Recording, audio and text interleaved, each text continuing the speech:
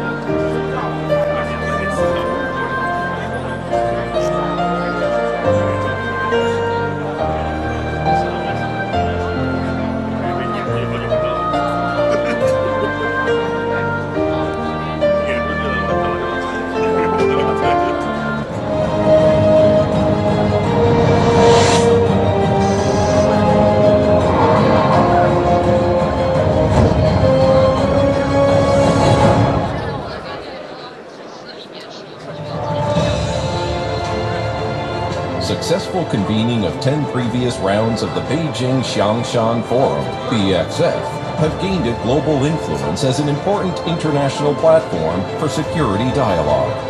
The BXF, with a consistent commitment to the noble ideals of equality, openness, inclusiveness, and mutual learning, has played a positive role in promoting world peace and stability.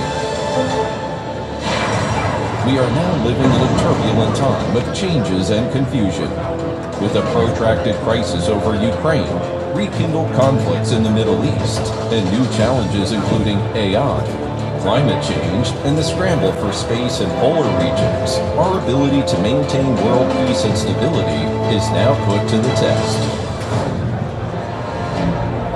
The 11th BXF will be held in Beijing from September 12 to 14 to address global concerns on hotspot issues. Under the theme of promoting peace for a shared future, this year's forum will have 4 plenary sessions, namely Security Cooperation and Asia-Pacific Prosperity and Stability, Multipolarity and the Evolving International Order, Global South and World Peaceful Development, and International Mechanisms in Global Security Governance. Important issues including regional flashpoints, emerging technologies, arms control, and humanitarian affairs will also be covered. The forum will bring together defense and military leaders, representatives of international organizations, think tanks, and academies, and renowned experts and scholars from over 100 countries. Dialogues and exchanges at the event will help the international community to strengthen communication and pool insights and solutions. Together, we will explore a security architecture and a new path toward security that meets the needs of world development and advance the implementation of the Global Security Initiative and the building of a community with a shared future for mankind. As a Chinese saying goes, no mountain or ocean can distance people with common aspirations. The 11th Beijing Xiangshan Forum looks forward to hosting friends from all over the world this autumn to achieve greater peace and a better future.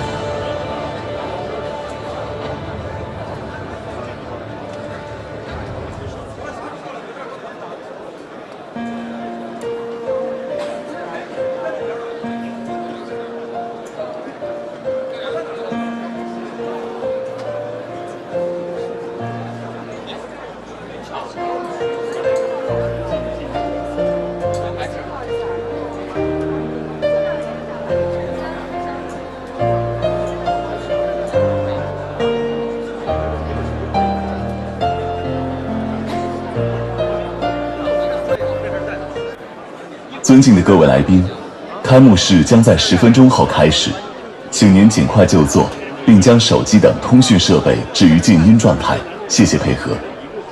Distinguished guests, the opening ceremony will start in 10 minutes. Please be seated and set your mobile phones and other communication devices to silent mode. Thank you for your cooperation. 尊敬的各位来宾，请注意置于座椅上的同传设备。频道1为中文频道，频道2为阿拉伯语频道，频道3为英语频道，频道4为法语频道，频道5为俄语频道，频道6为西班牙语频道。如有同传设备故障，请联系工作人员更换设备。会议结束后，请将同传设备放置在座椅上，谢谢配合。Distinguished guests, please note that simultaneous interpretation is available through the receiver on your seat.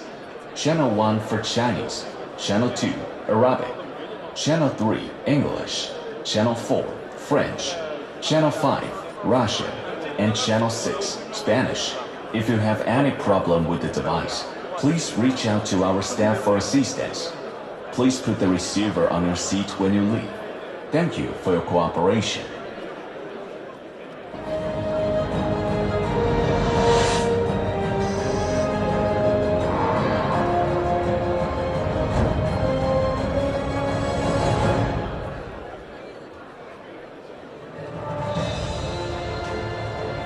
Successful convening of 10 previous rounds of the Beijing Xiangshan Forum, BXF, have gained it global influence as an important international platform for security dialogue.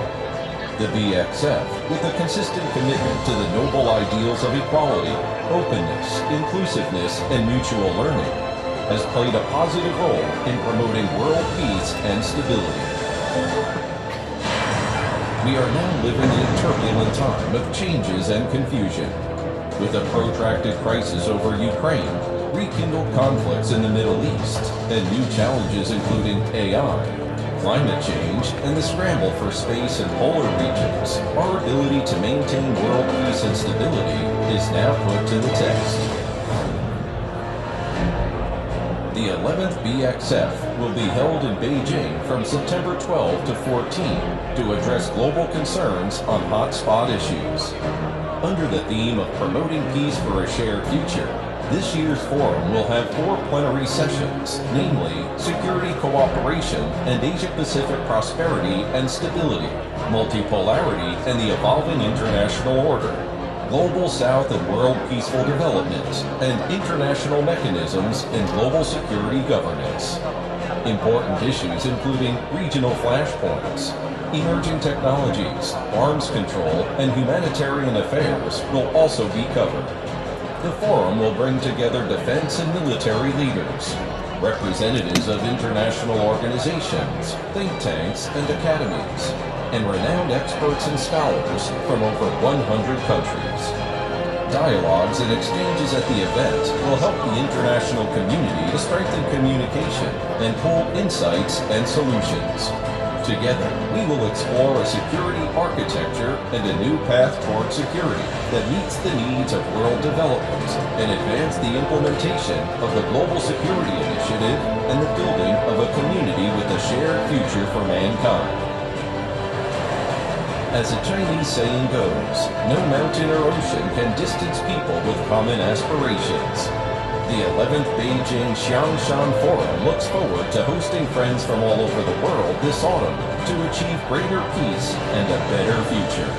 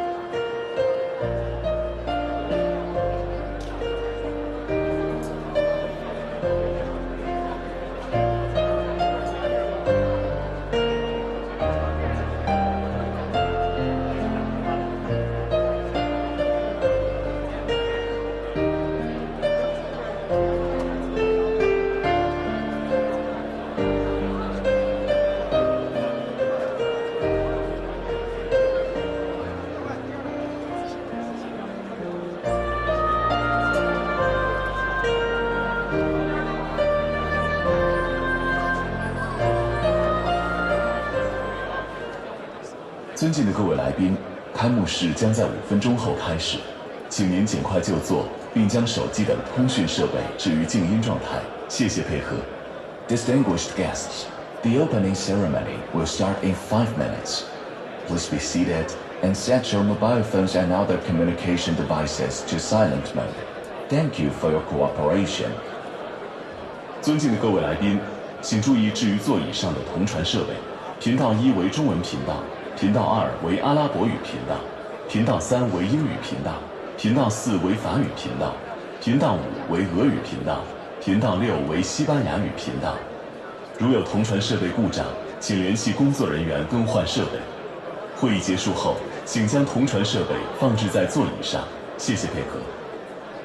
Distinguished guests, please note that simultaneous interpretation is available through the receiver on your seat. Channel 1 for Chinese, Channel 2 Arabic, Channel 3 English, Channel 4 French, Channel 5 Russian, and Channel 6 Spanish. If you have any problem with the device, please reach out to our staff for assistance. Please put the receiver on your seat when you leave. Thank you for your cooperation.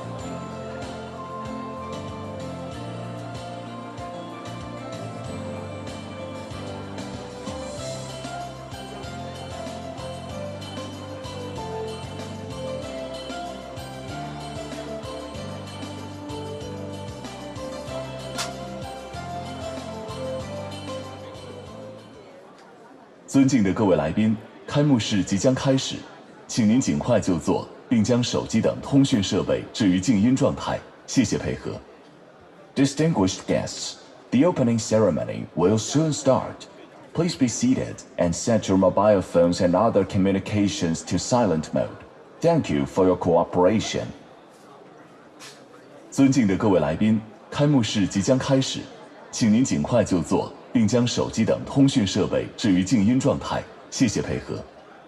Distinguished guests, the opening ceremony will soon start. Please be seated and set your mobile phones and other communications to silent mode. Thank you for your cooperation. 尊敬的各位来宾，开幕式即将开始，请您。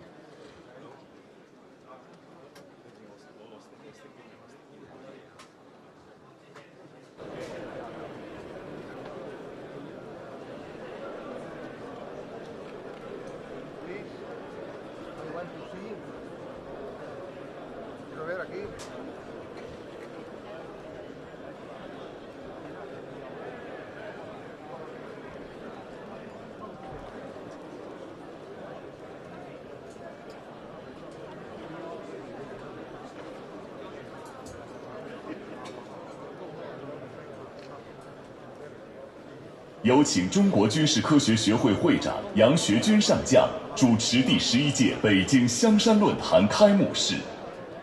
May I invite General Yang Xuejun, Chairman of China Association for Military Science, to preside over the opening ceremony.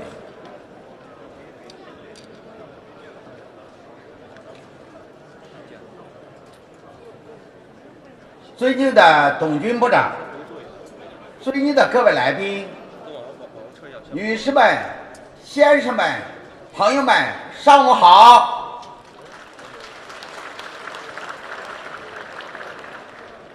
作为中国落实全球安全倡议的重要平台机制，北京香山论坛备受各方关注。今天，共有来自100多个国家、地区和国际组织的官方代表，以及相关国内外知名专家学者相会北京，齐聚一堂，共商世界和平大计，共谋人类未来愿景。首先，我代表第11届北京香山论坛主办方中国军事科学学会和中国国际战略学会，对大家的到来表示热烈欢迎和衷心感谢。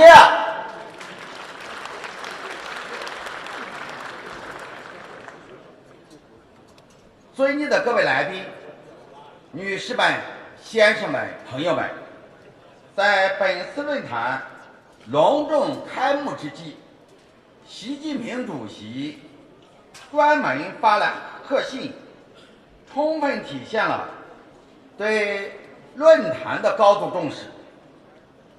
国防部部长董军上将也专程出席本次论坛开幕式，在此，让我们以热烈的掌声欢迎董部长宣读习主席贺信，并作主旨发言。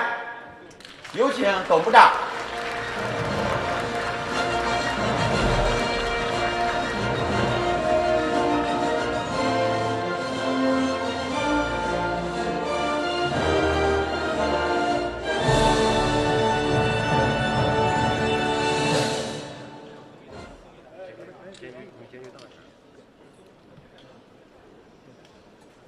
各位来宾、各位同事、各位朋友，上午好。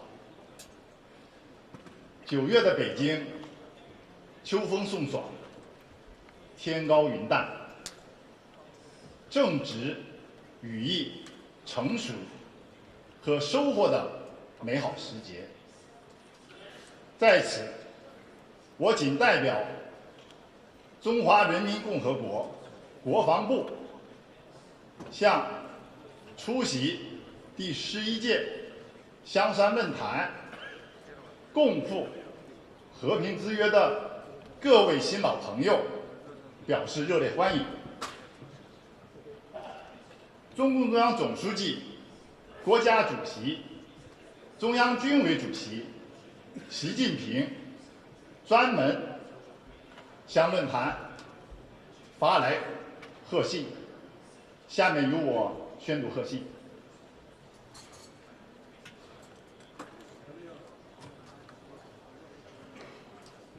此致第11届北京香山论坛开幕之际，我仅表示热烈祝贺。和平是发展的前提，安全是幸福的保障。面对世界100年未有之大变局，面对世界人民对安全稳定的期盼，中国践行全球安全倡议，不但凝聚各方共识，推动消弭普遍安全的世界做出不懈努力。经过多年发展，北京香山论坛已成为大小国家平等参与全球安全治理的重要平台。希望本届论坛围绕共筑和平、共享未来主题，继续秉持平等、开放、包容、互鉴精神，凝聚共识，深化互信，为共同应对全球性安全挑战，推动构建人类命运共同体做出更大贡献。祝第11届北京香山论坛取得圆满成功。中华人民共和国主席习近平2024年9月13日。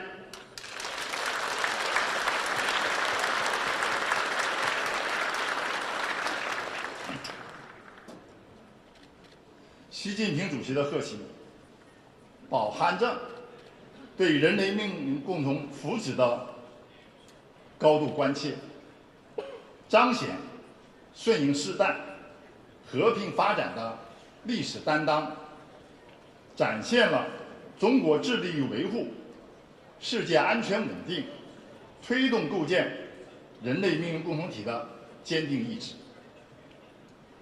中国军队愿与各方一道，围绕共筑和平、共享未来这个论坛主题，交流全球安全大计，探寻长治久安良策，为开创人类社会美好未来注入新的动能。各位来宾、各位同事、各位朋友，面对国际形势风云变幻，各国人民谋和平、求发展的呼声日益高涨，我们应汇聚共识，携手并进，一起成就和平安宁、充满希望的世界。一，身处百年变局，需要我们共谋和睦相处的长久之道。千百年来，和平始终是人类永恒的期盼，我们为之不懈追求和努力的脚步从未停歇。每个历史时期的关键当口，总有正义和进步力量义无反顾为和平奋斗，为和平担当。70年前，和平共处5项原则的提出，让我们在冷战的阴云中看到了曙光。站在当今这个新的十字路口，我们更加珍惜历史经验的启迪，也更有自信和智慧回答好和平共处、和合共生的时代主题。我们应相互尊重，以诚相待。每个国家都有自己的文明传承，孕育着各民族生生不息，也促进人类文明的璀璨繁荣。都有自主选择的制度和道路，蕴含着以奋斗实现振兴的梦想，都有正当的主权和安全利益神圣而不可侵犯。这些各国赖以生存和发展的基本权利，应当得到充分的尊重。特别是要正视历史和事实，讲行修睦，真诚相交，不带傲慢与偏见，不干涉他国内政，不侵犯他国的权益，树起国与国友好相处的基准和前提。我们应求同存异，开放包容，共同生活在唯一的地球家园，人类命运休戚与共。在历史的长河中，多少矛盾纠葛，甚至兵戈相向，但最终要回归生死共处。时代大潮下，正在遭遇着全球化逆流，但终将融入全球共济的主流。各国之间固然有理念、文化、体制等诸多的差异，但追求共同发展的正道上，我们始终相信万物并育而不相害，道并行而不相悖。只要我们秉持开放包容，就不会因一叶障目，让局部的分歧影响我们的共同发展的大局。我们应合作共赢，成就彼此。各国之间架起合作桥梁，就能跨越山海，走向更广阔的田地。打开相互合作的大门，就会超越矛盾争端，找到共同利益的契合。事实证明，合作的阳光最能驱散对立的阴霾，共赢的成果必将消融对抗的坚冰。关键要有利己达人的格局，彼此成就的胸怀，拿出主动伸手的姿态，从握手言和到携手同行。合作越深入广泛，关系就越密切稳定，世界就越和谐安全。二，命运安危与共，需要我们共建普遍安全的美好家园。当今世界安全问题涟漪效应日益显现，没有谁能独善其身。在不可分割的安全共同体中，每个成员都享有维护自身安全的权利，也负有共同维护世界安全的责任。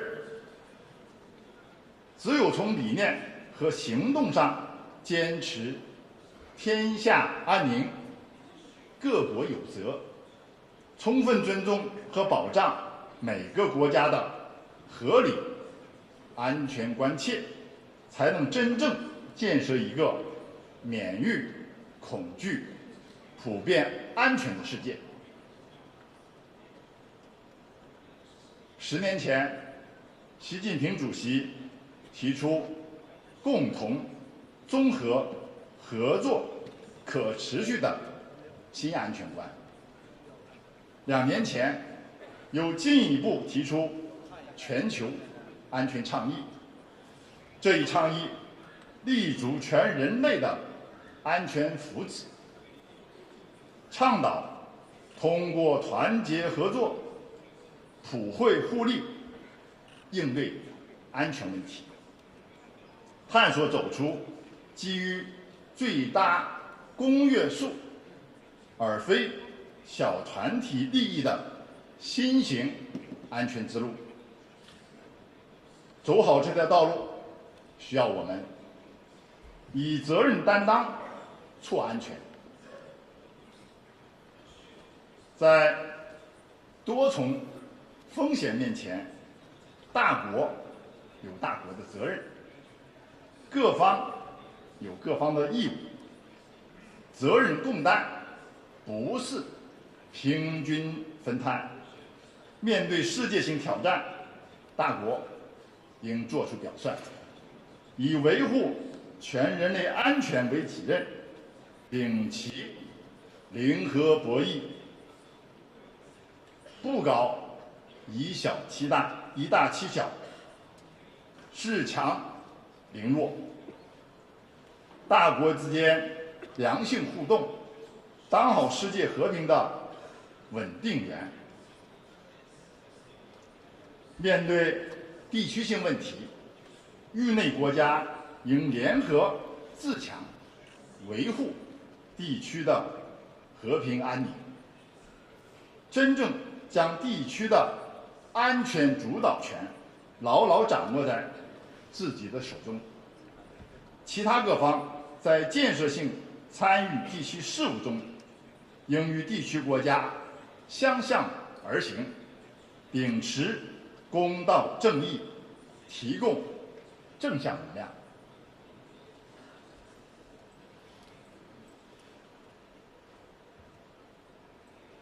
以共同发展促安全。发展与安全从来都是相互依存、不可分割的。习近平主席在刚刚结束的中非合作论坛北京峰会上强调，要促进高质量发展和高水平安全良性互动，共同维护世界和平稳定。面对发展不平衡、不充分的现实，致力团结振兴，缩小南北差距，是维护国际安全的治本之策和紧迫任务。让发展的红利惠及全球，让各国人民都过上好日子，才能从根本上消弭安全的隐患。今年7月，中国共产党第20届三中全会成功召开，对进一步全面深化改革、推进中国式现代化做出了系统的部署，这为世界共同发展打开了新的机遇之门。这将进一步深刻改变中国，也必将为世界共同发展提供新的机遇。我们将一如既往地携手各国，在促进共同发展、谋求更大的共赢中，不断厚实普遍安全的基础，以团结互助促安全。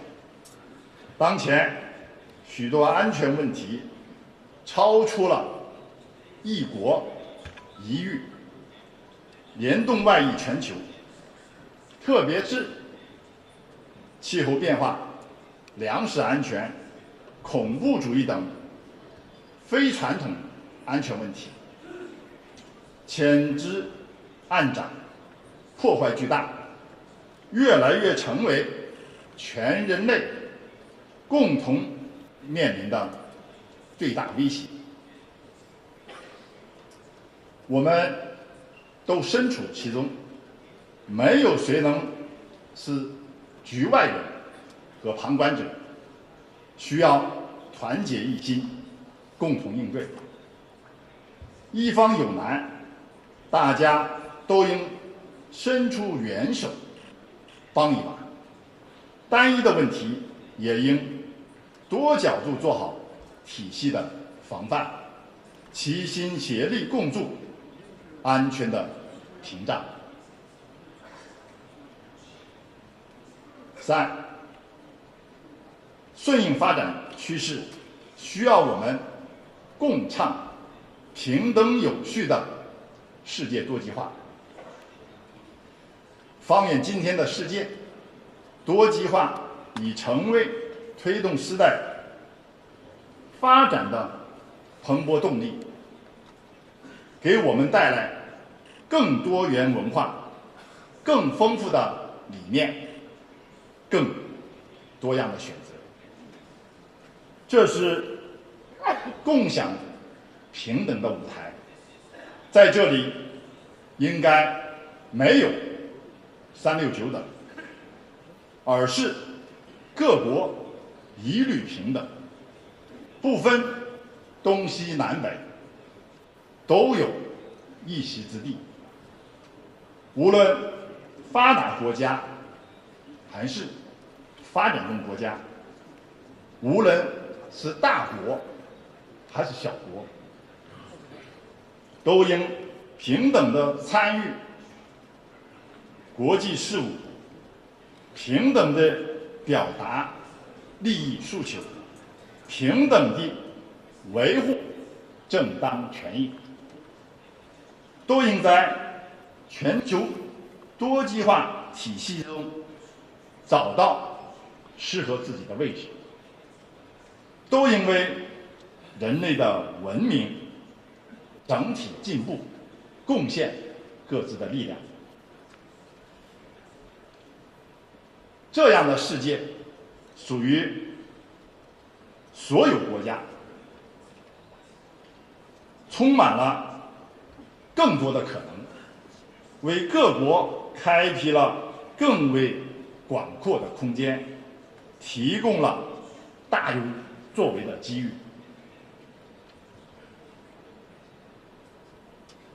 这是呼唤自主的时代，各国对独立自主的不懈追求是推动多极化的重要动力。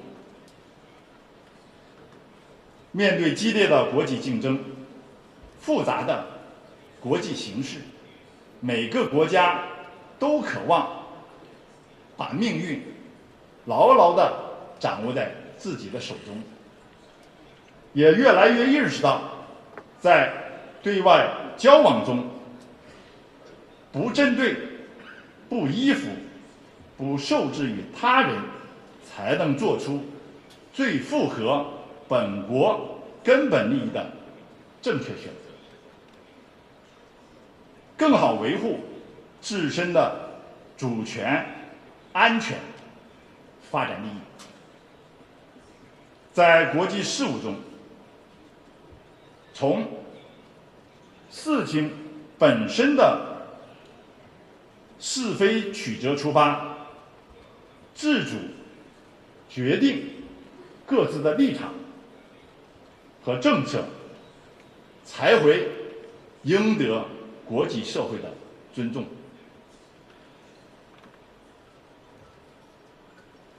这是需要公正秩序的世界，越是多极化，越要秉持公道正义，维护国际法治，越应加强联合国的权威，联合国的成立是世界反法西斯战争胜利的成果，体现了爱好和平、坚持正义的人类的共同意志。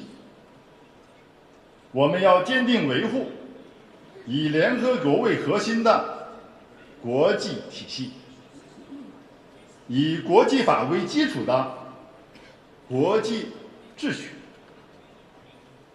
以联合国宪章宗旨和原则为基础的国际关系基本准则，推动多极化进程成为各国团结对话共赢的伟大事业，推动国际秩序朝着更加有序、合理的方向发展。4. 面对动荡纷争，需要我们共聚促和维稳的正向力量。当下全球热点问题此起彼伏，一些国家和地区仍处在战火冲突之中，无数的民众失去了生命和家园。正因深知战乱之苦，我们才格外珍惜和平安宁的生活。正因人道灾难不断的上演，化解危机的努力才显得更加的紧迫。应坚定政治解决的信心。战争冲突没有赢家，一味对抗难有出路。矛盾越尖锐，越不能放弃对话和协商。任何冲突的终点都是和解。早一天坐下来谈起来，和平就将早一天到来。解决乌克兰危机、巴以冲突等热点问题，全和促谈、政治解决是唯一的出路，根本的出路。当前世界上许多国家都在为停火止战积极地奔走，维护和平的共识正在扩大，促进和解的声势正在壮大。我们相信，只要各方共同向促和努力，一定能从争议冲突中走向和平和解。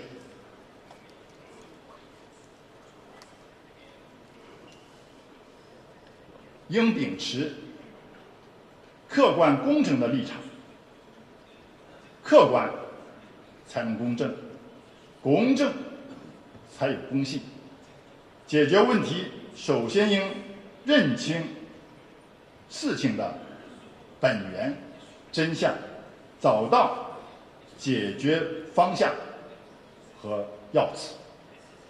关键是要本着公心，不谋地缘利益，不搞双重标准，以此赢得各方信任，凝聚更多共识，为当事方和和谈和解创造更多的有利条件。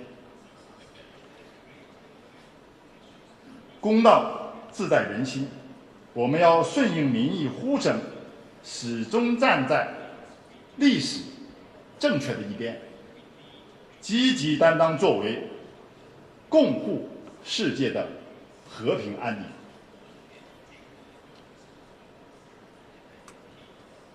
应树立标本兼治的理念。复杂的问题从来没有简单的解决办法。化解危机必须坚持体系思维，辩证分析根源，找到矛盾的症结。各方既要着眼解决当务之急，阻止人道灾难蔓延，又应积极探索治本之策，努力消除冲突动荡的土壤，实现地区的长治久安。5、迈向崭新时代，需要我们共促、互利共赢的安全合作，在开放中融合，在融合中发展，是这个时代最鲜明的特点。中国军队全面推进新时代国际军事合作，积极地履行大国军队的国际责任，愿敞开大门，与各国军队一道共筑和平，共享未来。一是构建新型的安全伙伴关系。中国军队坚定地践行全球安全倡议，以平等和尊重为前提，以诚相待，以心相交，与各方推动构建平等、互信、合作共赢的新型安全伙伴关系。我们愿意继续推进大国军事关系的稳定和发展，巩固良性的互动，维护全球的战略稳定，不断提升与周边国家的军事关系，深化安全互信，筑牢地区安全屏障，全方位拓展深化与发展中国家的军事关系，真诚合作，真心帮助，不断续写传统友谊，丰富安全伙伴关系的新内涵。习近平主席在中非合作论坛北京峰会上提出，开展安全共筑伙伴关系行动。中国军队将坚决地落实，坚定地推进，助力各国提升自主维护和平稳定的能力。2是推进务实开放的军事合作。军事合作首先是人和人之间的交流，我们应加强各层级的人员来往，在广泛的接触中加深了解，端正认知，在常来常往中增进互信，厚植友谊。中方将积极举办各类培训班、研讨会等开放平台，欢迎各国军队排员来华培训交流。军事合作的关键是共同利益的融合，正因安全需求多元多样，更要努力寻求最大的公约数。本届论坛围绕亚太安全合作、多极化、全球南方、全球安全治理等方面议题，机知献策，共商合作，应该说契合了各方的安全关切。相信通过此次论坛，大家在一起一定能碰撞出智慧的火花，凝聚更多的共识，推动更多合作项目尽早见效。三是提升新兴领域安全治理水平。新兴领域蕴含着惠及世界的巨大潜力，也存在着治理规则不完善而带来的风险挑战。各国应秉持和平、发展、普惠、共治的原则，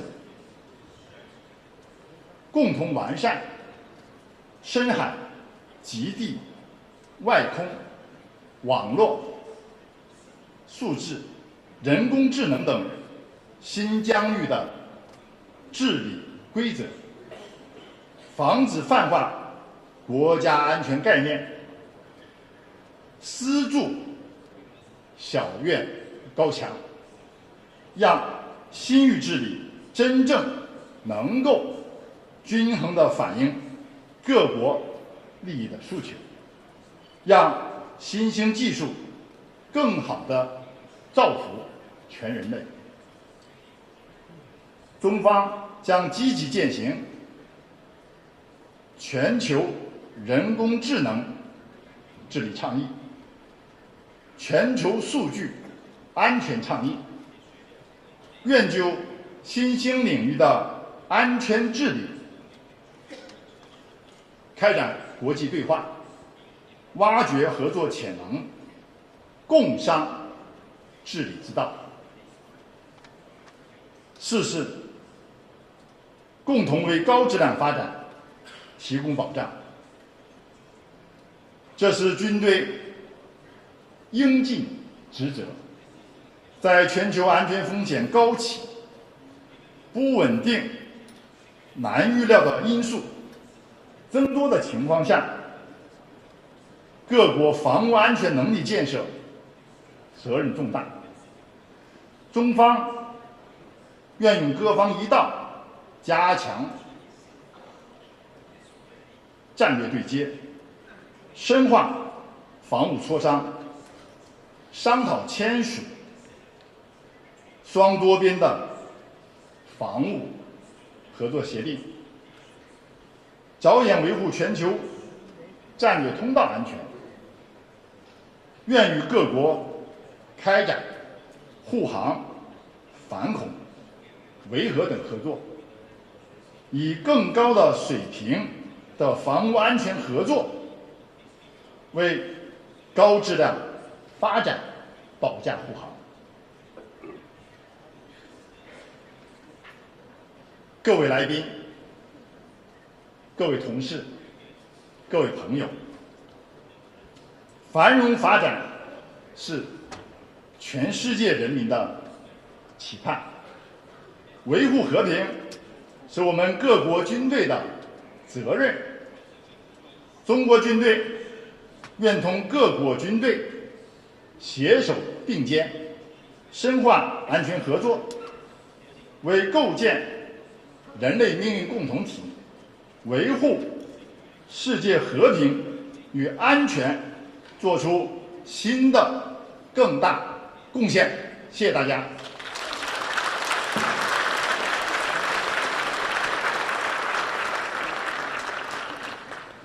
感谢习主席的贺信，感谢董军部长的精彩发言。习主席在贺信中高度评价了北京香山论坛的重要作用，对我们高质量办好本届论坛寄予了厚望，为我们凝聚和平共识描画了未来愿景，指明了方向。董部长的发言中紧紧为了习主席贺信精神，阐述了共谋和睦相处的长久之道，描绘了普遍安全世界的美好图景，展望了平等有序的多极世界。面对动荡纷争，需要我们共聚、促和、维稳的正向力量。迈向崭新的时代，更需要共促、互利、共赢的安全合作。我相信，随着论坛议程的逐步展开，各位代表会对中国与世界各国携手践行全球安全倡议、共建人类命运共同体的坚定信念和扎实行动有一个更全面的了解、更深入的认识。开幕式到此结束，我们暂时休会，请大家不要离席，稍后召开第1次会议。谢谢大家。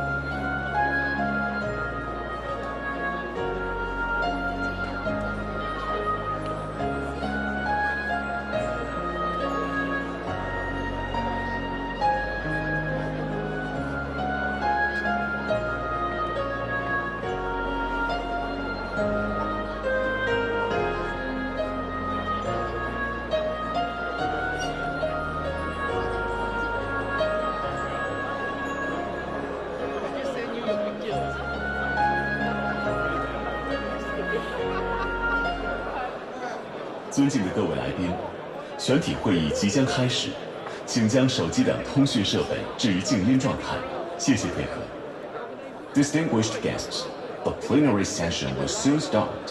Please set your mobile phones and other communication devices to silent mode. Thank you for your cooperation. 尊敬的各位来宾，全体会议即将开始，请将手机等通讯设备置于静音状态，谢谢配合。Distinguished guests, the plenary session will soon start. Please set your mobile phones and other communication devices to silent mode. Thank you for your cooperation. 尊敬的各位来宾，全体会议即将开始，请将手机等通讯设备置于静音状态，谢谢配合。Distinguished guests, the plenary session will soon start. Please set your mobile phones and other communication devices to silent mode. Thank you for your cooperation.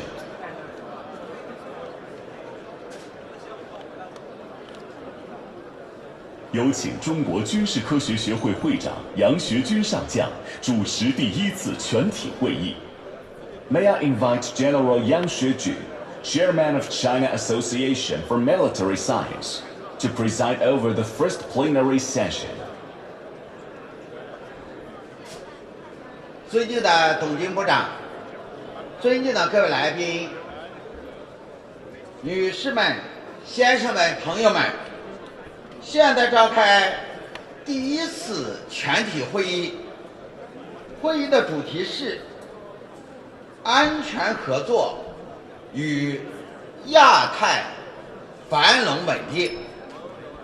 习近平主席多次指出，亚太各国利益交融，安危与共，一龙俱龙，一水俱水。当前，随着亚太日益成为大国博弈的焦点，地区长期繁荣和总体稳定的局面正遭遇挑战。面对百年未有之大变局，亚太合作未来的路怎么走？如何创新安全理念，把握地区安全合作的正确方向？如何开展开放、包容的建设性安全合作，以维护地区长治久安？为了这些问题，我们非常荣幸地请到了6位嘉宾，他们是越南越共中央政治局委员、中央军委副书记、国防部部长潘文江大将。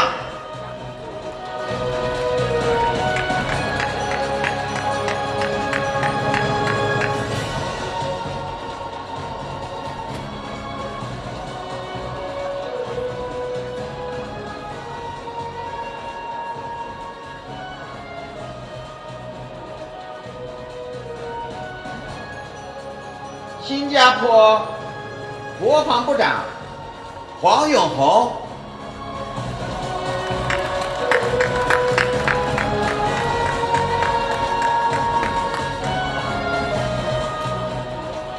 巴基斯坦参联会主席萨希尔上将，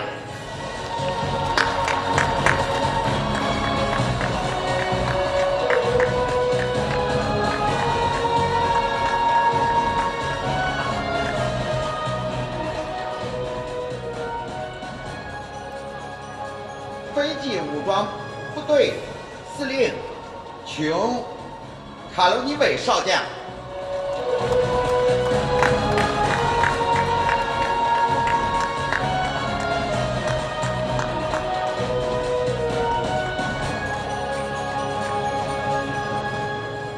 俄罗斯国防部副部长福明上将，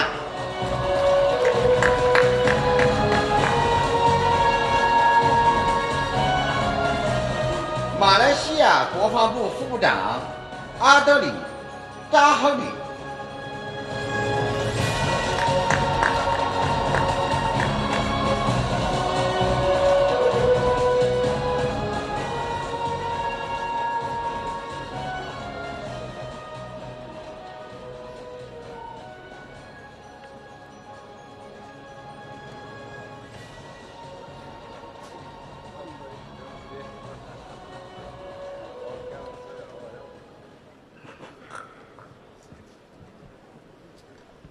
各位来宾、女士们、先生们、朋友们，下面我们请各位嘉宾做精彩发言。首先，有请潘文江大将发言。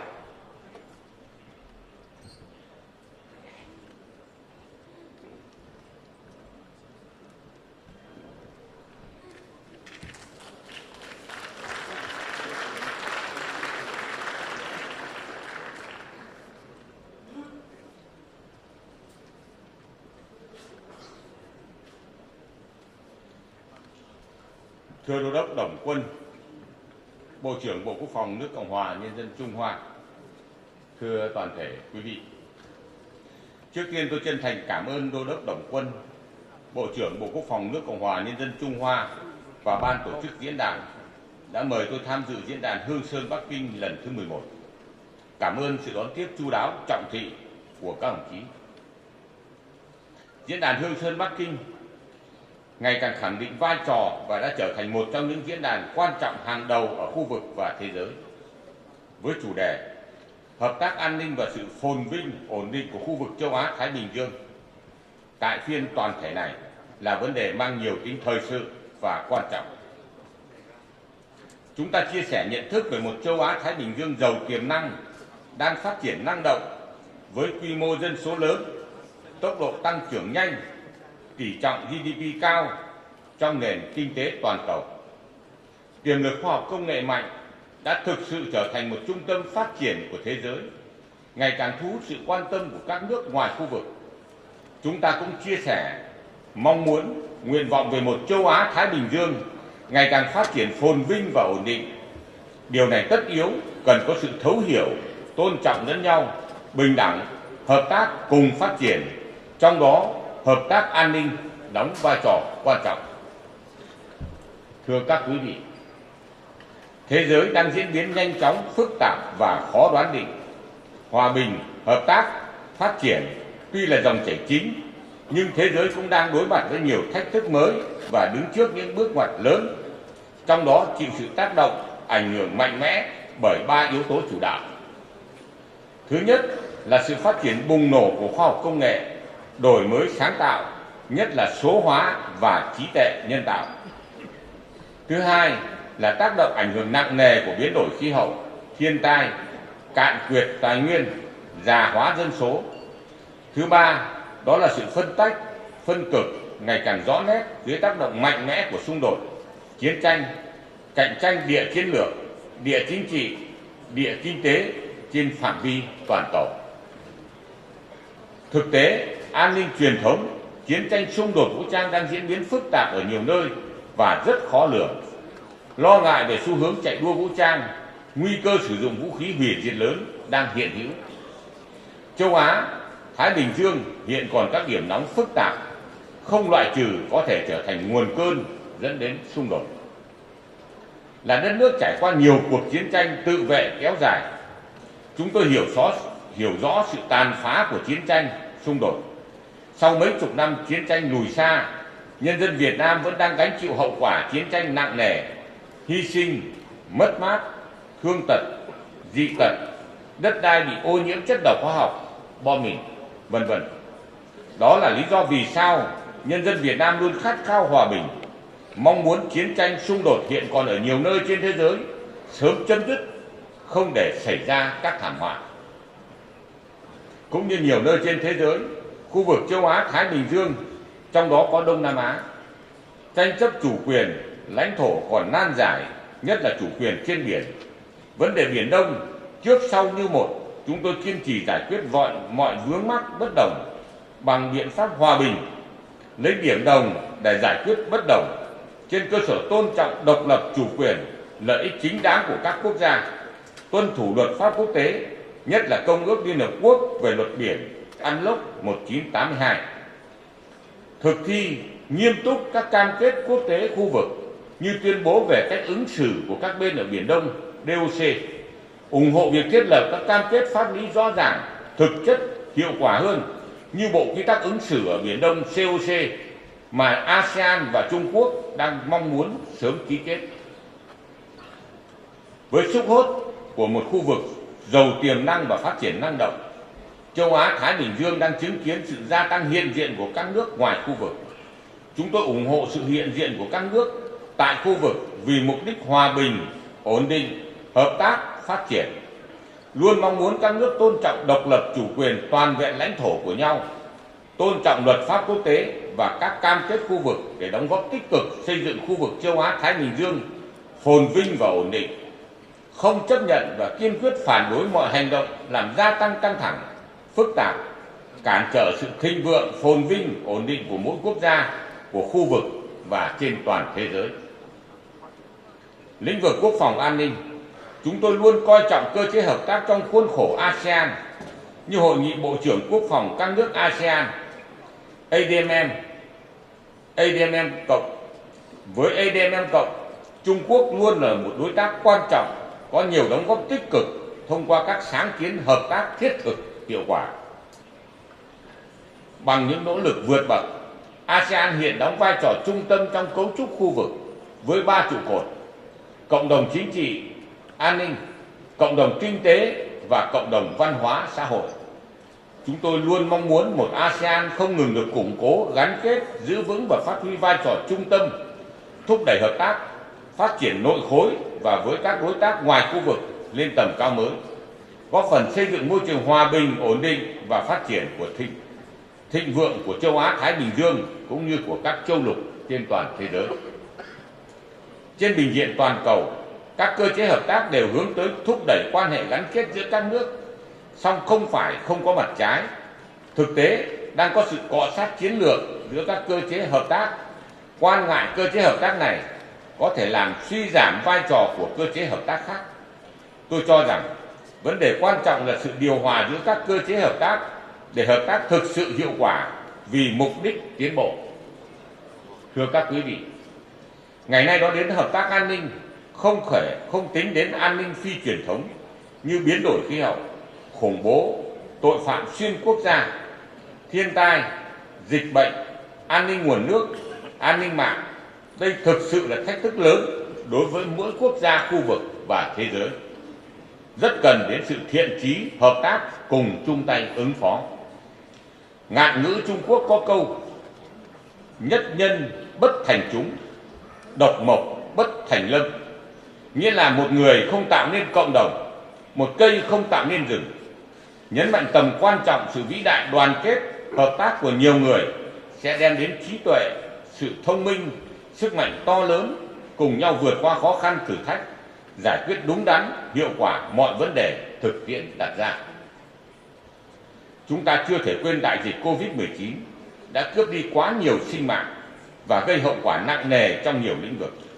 Theo một số liệu của Tổ chức Y tế Thế giới, khoảng 15 triệu người ở nhiều quốc gia đã chết vì đại dịch. Chúng tôi không thể quên sự chia sẻ, hỗ trợ quý báu của các nước dành cho Việt Nam trong phòng chống đại dịch Covid-19. Trong đó, Trung Quốc là một trong những nước đã giúp đỡ Việt Nam rất nhiều vaccine, kể cả qua kênh hợp tác quốc phòng song phương. Đây là một minh chứng sinh động về thiện chí hợp tác, chung tay ứng phó biến cố thảm họa, đem lại cuộc sống bình yên và hạnh phúc cho mọi người, cho sự ổn định, phát triển của mỗi quốc gia và cộng đồng quốc tế. Về phần mình, Việt Nam luôn chia sẻ với các nước và cộng đồng quốc tế, luôn nỗ lực cao nhất có thể, sẵn sàng chung tay ứng phó các thảm họa an ninh phi truyền thống. Như tháng 2 năm 2023, chúng tôi đã cùng các nước kịp thời hỗ trợ nhân lực, vật lực giúp Thổ Nhĩ Kỳ khắc phục hậu quả trận động đất kinh hoàng. Việt Nam đã và đang nỗ lực tham gia các hoạt động gìn giữ hòa bình của Liên Hợp Quốc. Điều đó thể hiện cam kết trách nhiệm của Việt Nam trước cộng đồng quốc tế, mong muốn góp phần bảo đảm hòa bình, ổn định, phát triển trong khu vực và trên thế giới, nhất là những nơi còn khó khăn, không để ai bị bỏ lại phía sau. Thưa các quý vị, để có hợp tác thực chất và hiệu quả trong giải quyết các thách thức an ninh truyền thống, phi truyền thống đang diễn biến hết sức phức tạp, hiện nay tôi thiết nghĩ cần đến các yếu tố cơ bản sau. Một là tăng cường hơn nữa sự tin cậy chính trị và thiện chí hợp tác của các quốc gia vì mục tiêu tiến bộ, phồn vinh, ổn định của khu vực và thế giới. Hai là phát triển hợp tác quan hệ trên cơ sở tôn trọng nguyên tắc bình đẳng và quyền tự quyết của các dân tộc, giải quyết các tranh chấp bất đồng bằng biện pháp hòa bình, tuân thủ luật pháp, cam kết quốc tế, khu vực, không đe dọa sử dụng vũ lực hay sử dụng vũ lực trong quan hệ quốc tế. 3 là tôn trọng độc lập chủ quyền, toàn vẹn lãnh thổ, lợi ích chính đáng và không can thiệp vào công việc nội bộ của mỗi quốc gia. 4 là chân thành chia sẻ thực chất, nhận thức đồng thuận, kinh nghiệm ứng phó các thách thức an ninh, phát huy vai trò tích cực của các cơ chế hợp tác hiện có, thúc đẩy cơ chế hợp tác các sáng kiến mới hiệu quả. 5 là trong hợp tác giải quyết các vấn đề an ninh, các nước lớn có vai trò rất quan trọng, cần được phát huy đầy đủ trách nhiệm và hiệu quả trên thực tế. Chúng tôi luôn đánh giá cao sáng kiến hợp tác phát triển của các nước như sáng kiến an ninh toàn cầu, sáng kiến văn minh toàn cầu của Trung Quốc. Với những thành tựu và đóng góp bền bỉ trong nhiều thập kỷ qua, Trung Quốc đã khẳng định vị thế, vai trò, tầm ảnh hưởng to lớn, dẫn dắt, giải quyết quan hệ quốc tế trên các lĩnh vực. Chúng tôi mong muốn Trung Quốc tiếp tục phát triển ổn định, thịnh vượng cùng với các nước lớn, đóng góp nhiều hơn nữa trong giải quyết các quan hệ quốc tế, để hợp tác an ninh châu Á-Thái Bình Dương thực sự mang lại phồn vinh ổn định của khu vực và góp phần tích cực vào sự phồn vinh ổn định chung của thế giới. Là một quốc gia yêu chuộng hòa bình, luôn coi trọng quan hệ hợp tác quốc tế, Việt Nam nhất quán thực hiện đường lối đối ngoại độc lập, tự chủ, hòa bình, hữu nghị và hợp tác phát triển, đa phương hóa, đa dạng hóa quan hệ, là bạn, là đối tác tin cậy và là thành viên tích cực có trách nhiệm trong cộng đồng quốc tế. Kiên định chính sách quốc phòng 4.0, nhất quán không liên kết với nước này để chống lại nước kia, luôn chân thành thủy chung, trân trọng giữ gìn, phát huy quan hệ truyền thống hữu nghị với các nước và các đối tác. Chúng tôi chủ trương xây dựng nền quốc phòng toàn dân vững mạnh để tự vệ, bảo vệ hòa bình, xây dựng phát triển đất nước. Cũng vì thế, chúng tôi quan tâm xây dựng nền công nghiệp quốc phòng tự chủ, lưỡng dụng, hiện đại. Tháng 12 năm 2024 này, Bộ Quốc phòng Việt Nam tổ chức triển lãm quốc phòng quốc tế lần thứ 2 nhân dịp kỷ niệm 80 năm ngày thành lập Quân đội Nhân dân Việt Nam. Triển lãm lần thứ nhất đã diễn ra thành công vào tháng 12 năm 2022. Nhờ có sự ủng hộ và sự tham gia tích cực của lãnh đạo Bộ Quốc phòng và các doanh nghiệp công nghiệp quốc phòng của các nước, Bộ Quốc phòng Việt Nam chân thành cảm ơn và mong muốn các nước, các doanh nghiệp hoạt động trong lĩnh vực công nghiệp quốc phòng tiếp tục ủng hộ tham dự triển lãm lần thứ 2 sắp tới này. Thưa toàn thể các quý vị, chúng ta tin tưởng và lạc quan về tương lai châu Á-Thái Bình Dương phồn vinh và ổn định. Chúng ta mong muốn thúc đẩy hợp tác an ninh để bảo đảm sự phồn vinh và ổn định của khu vực. Diễn đàn Hương Sơn Bắc Kinh lần này, cũng như nhiều diễn đàn đối thoại đa phương khác, thực sự là cơ hội tốt để chúng ta gặp gỡ, chia sẻ, hiện thực hóa niềm tin và mong muốn đó. Một lần nữa, chân thành cảm ơn Bộ Quốc phòng nước Cộng hòa Nhân dân Trung Hoa, ban tổ chức diễn đàn Hương Sơn Bắc Kinh lần thứ 11 đã tạo cơ hội để chúng tôi tham dự và chia sẻ tại diễn đàn quan trọng này. Xin chúc sức khỏe cùng toàn thể các quý vị. Xin trân trọng cảm ơn.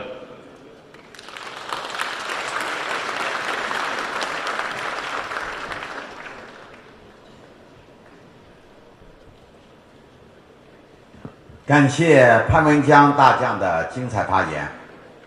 我注意到，潘大将引用了中国的一句名言：“单丝不成线，单数不成林。”感谢潘大将对和平、合作、安全的精彩阐释。下面有请黄永红部长发言。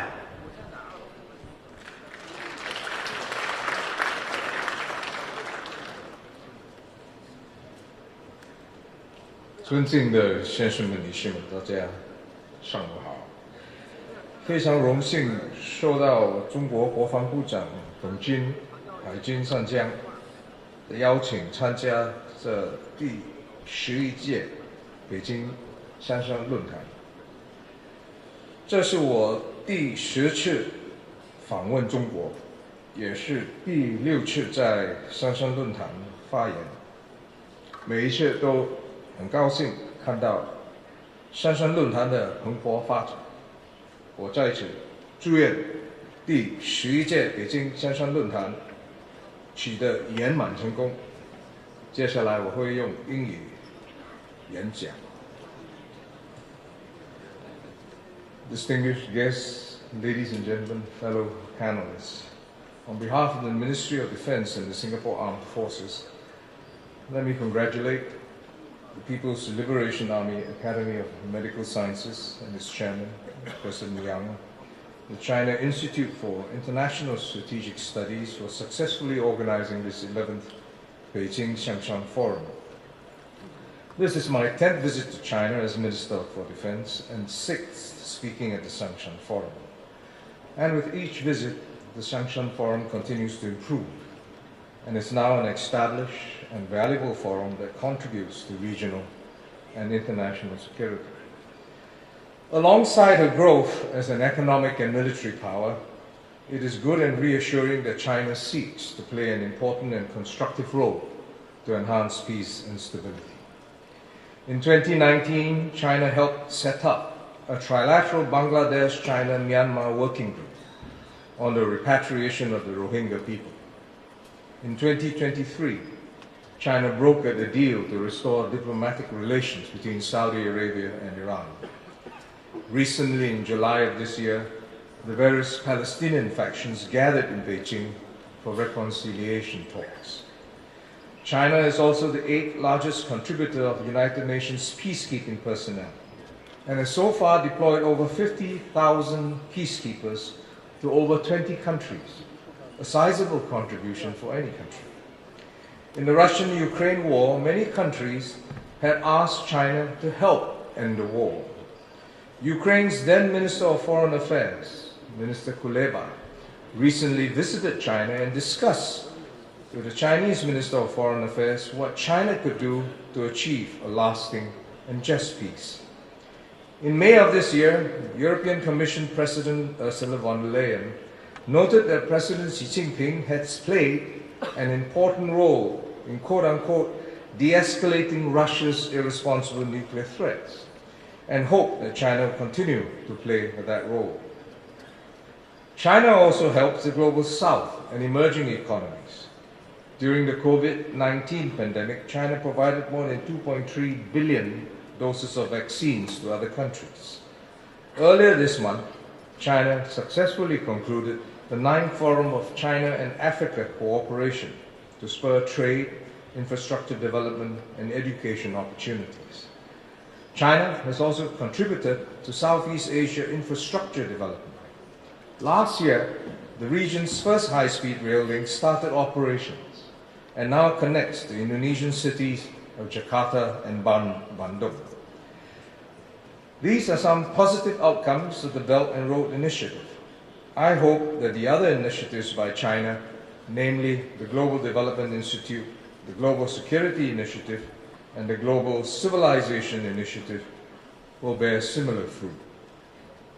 But at the same time, China will have to help deal with problems that have arisen. These include large debt burdens of emerging economies, sustained as a result of some of these initiatives. There are also concerns over the project's environmental impact, higher than expected costs, and even social tensions in some cases. The overriding goal of all of China's initiatives must be stability and sustainability of the global ecosystem. Post-World War II, the US and the Western allies played decisive roles in setting up institutions such as the United Nations, the International Monetary Fund, and the World Trade Organization, which championed international law, multilateralism, and free trade. These delivered progress in the second half of the 20th century for the global order. Misgivings aside about the Western-centric setup, the economic figures speak for themselves. Global GDP has grown exponentially after the war and is now about 13 times larger compared to 1950 in real terms. And while 1 in 2 persons worldwide live in extreme poverty in the 1950s, that number has dropped drastically to under 1 in 10 persons today. China has been both a major contributor as well as beneficiary. Since reform and opening up in 1978, China's economy grew almost 50 times and lifted some 800 million people out of poverty. Just as China has shown resolve and commitment to help deal with security issues in other places, it also plays a key role in our own backyard, particularly the South China Sea. There was much relief when escalating tensions near the Second Thomas Shoal over the past year between China and the Philippines moderated following a dialogue between them in July. However, incidents in other disputed areas have now cropped up. We hope that dialogue would continue. Sustained channels of communications, such as hotlines, and also are necessary, especially in moments of crisis. Most importantly, both the United States and China need to put their relations on a better trajectory. I'm glad that the summit between Presidents Joe Biden and Xi Jinping took place in November of 2023, following which military-to-military communications have resumed across various levels. China Minister of National Defense, Admiral Dong Jin, also met U.S. Secretary of Defense Lloyd Austin at Shangri-La Dialogue this year. I'm heartened that the U.S. National Security Advisor Jake Sullivan recently visited China and that constructive discussions were held with President Xi, Minister of Foreign Affairs Wang Yi, and Central Military Commission Vice Chairman General Zhang Youxia. They agreed on the importance of maintaining open lines of communication and planning for more bilateral engagements, including between the two presidents and the theater commanders. Singapore, and indeed all countries, look forward to the continued resumption of these engagements. Through these various initiatives, China, as a world leader, has articulated its desired norms and rules that will achieve a vision of the regional and world order. Here, inclusivity and universality are keys that have proven themselves crucial to maintain peace and progress and support from the largest numbers of countries. More countries will find it easy to support a vision that espouses common rules that bind and benefit all countries, whether big or small. A vision and order governed not only by norms that are seen to be fair for countries, big or small, not governed by might. A vision and order that seeks prosperity for all and not just for a few. When President Xi visited Singapore in 2015, he noted that China had always advocated the idea that the strong and rich should not suppress or oppress those weaker and poorer. 强不治弱，富不武平. The reassurance from China regarding adherence to international law, that its growth will continue to lift all boats, will build support for the inclusive vision. Of the top 5 economies today, US, China, Germany, Japan, and India, 3 are in Asia. 50 years ago in 1970, only the USSR and Japan stood among the top 5. That sizable shift towards Asia calls for an accommodation as well as consensus from influential countries to evolve a stable world order for our generation. And China needs to be an important voice in that conversation.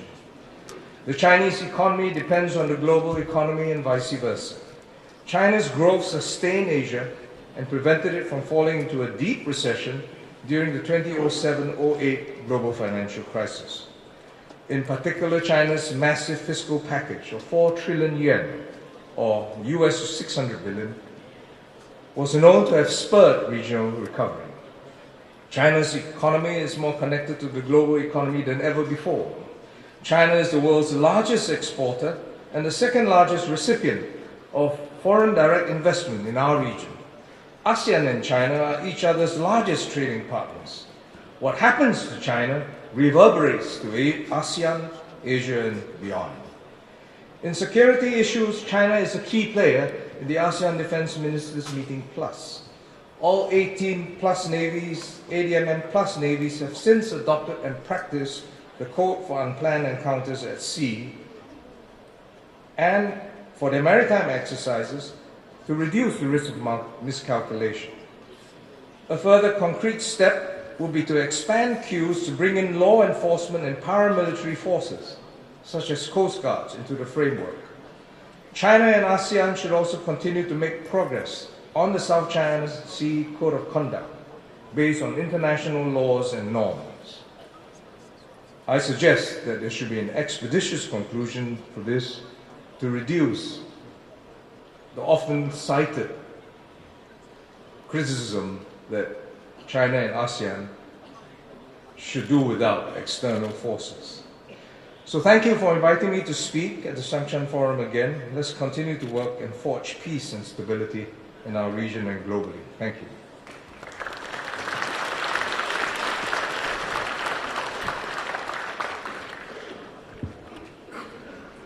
黄先生10次来中国，6次到香山论坛，已经是我们的老朋友了。非常感谢黄先生的精彩发言。下面有请撒切尔上将发言，有请。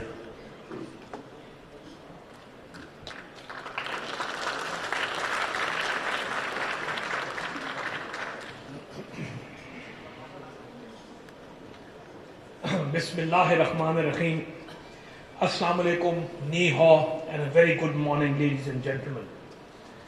At the outset, I would like to extend my gratitude to His Excellency Admiral Dong Jun, the Defense Minister, and organizers of the Beijing Xiangshan Forum, China Academy of Military Sciences, China International Institute of Strategic Studies, and the Office of International Military Cooperation for according me the privilege to address this august faculty under the theme of promoting peace for a shared future.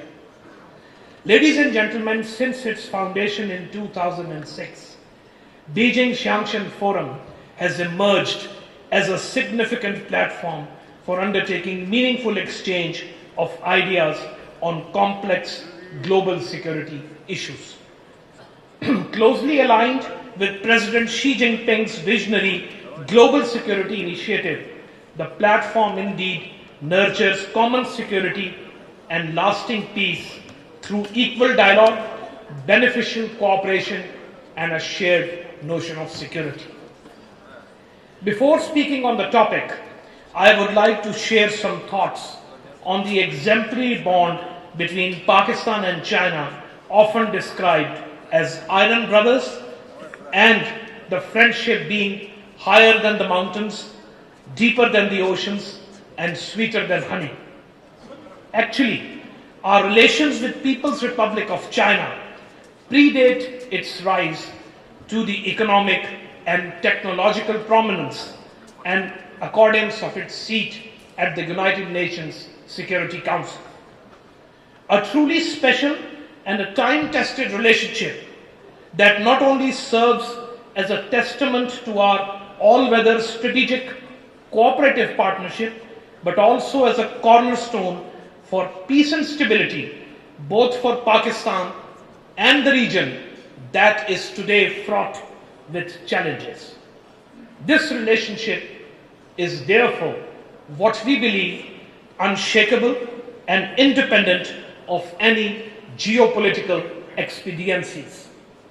Ladies and gentlemen, coming over to the topic of today, I would be speaking on the role of Pakistan towards building regional peace and stability. I shall initially focus on the geopolitics of Pakistan, proffering context to the global and regional environment, followed by an overview of the security mosaic of Asia Pacific and South Asia, and finally the challenges the region faces, the role and potential of Pakistan in maintaining regional peace and stability. Ladies and gentlemen, Pakistan occupies an interesting geography. It neighbors two nuclear contiguous states, India and China, an unsettled Afghanistan with proven global ramifications, heavily sanctioned Iran, and a volatile Middle East, and overlooks increasingly fragile yet vital Gulf slots. Pakistan, ladies and gentlemen, is a truly zipper state, uniquely endowed to act as a bridge between energy-rich Central Asia and Middle East and the energy-hungry South Asia. It connects China's billion-plus eastward accumulated population and Russia's westward concentrated population with the Indian Ocean.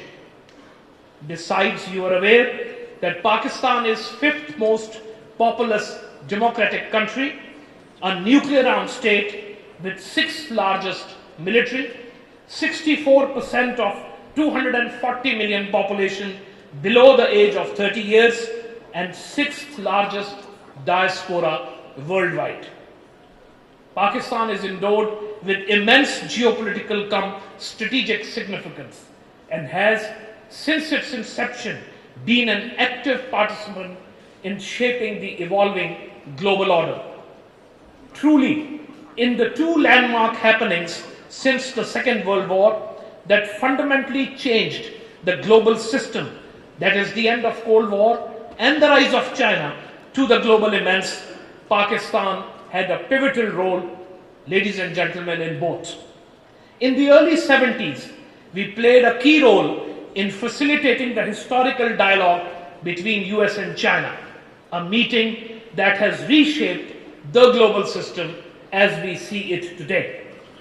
We have spent decades engaged in Afghanistan, impacting global narratives and competing political ideologies. The world got too busy celebrating a new global order and left Pakistan to pick up the pieces of broken social order in Afghanistan. Ladies and gentlemen, Pakistan bore the price of this cooperation as well.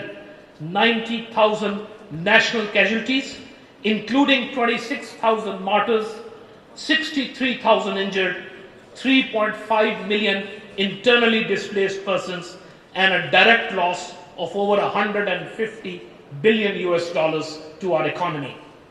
Post-US withdrawal from Afghanistan, the world has again chosen to look away from yet another brewing global issue. Ladies and gentlemen, I would now contextualize the environment that will shape Pakistan's role for regional peace and stability.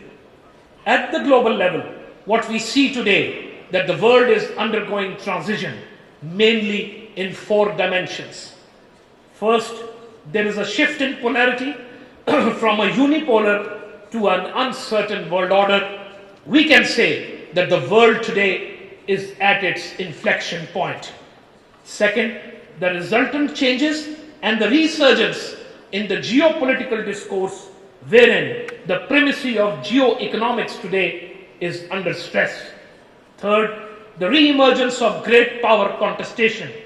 Ladies and gentlemen, we observe a recalibration of balance of power with emphasis on the issue-based partnerships instead of traditional alliances, wherein the emerging technologies like artificial intelligence, cyber, electronic warfare, space and other niche domains are today becoming the principal constituents of this competition.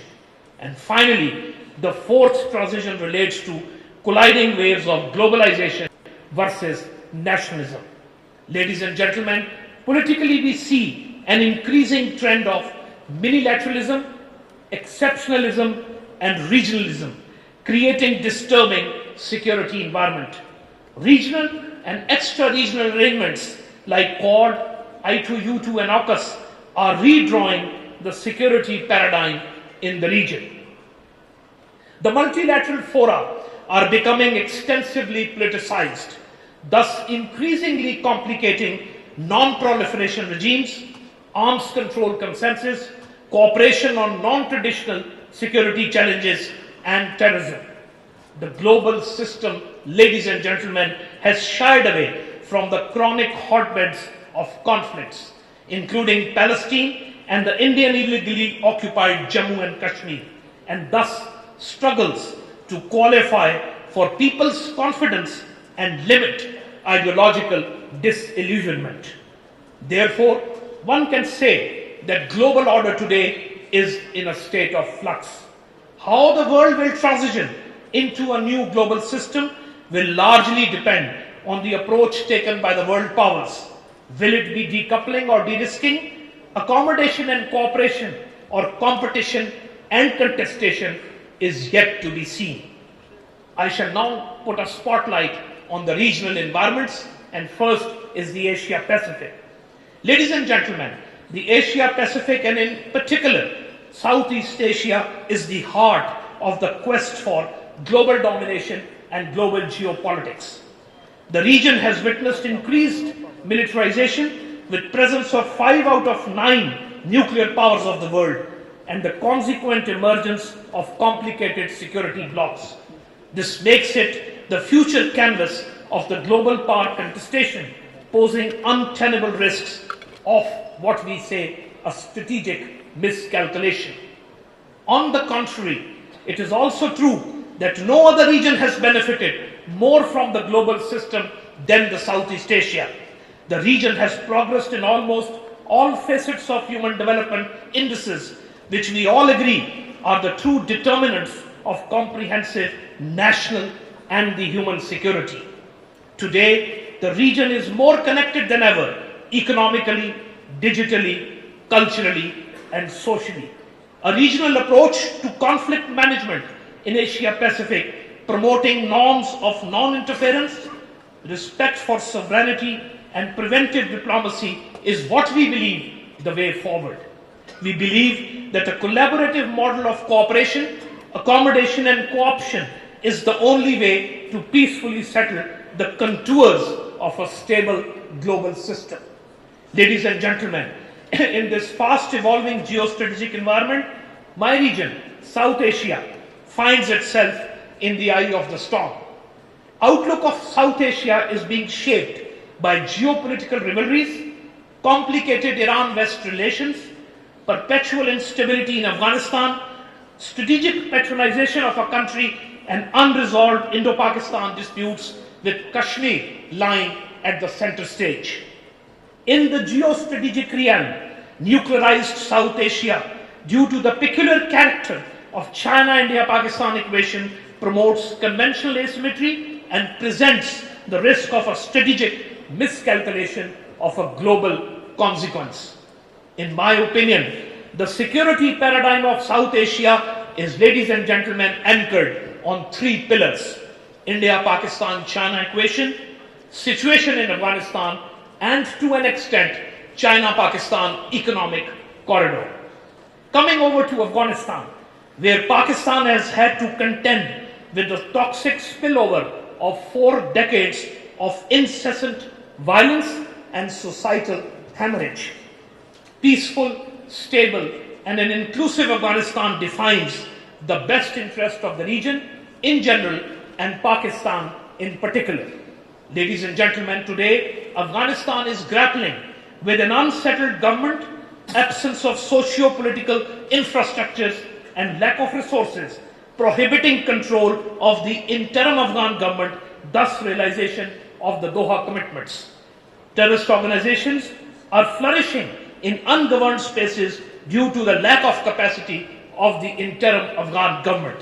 We should not be surprised if we experience a 9/11 plus in future, and this ascension, ladies and gentlemen, is laced with the logic and insightful experience. Pakistan calls for world's collective and structured engagement with Afghanistan through what we say a condition-based incentivization to allow respect to human and women rights.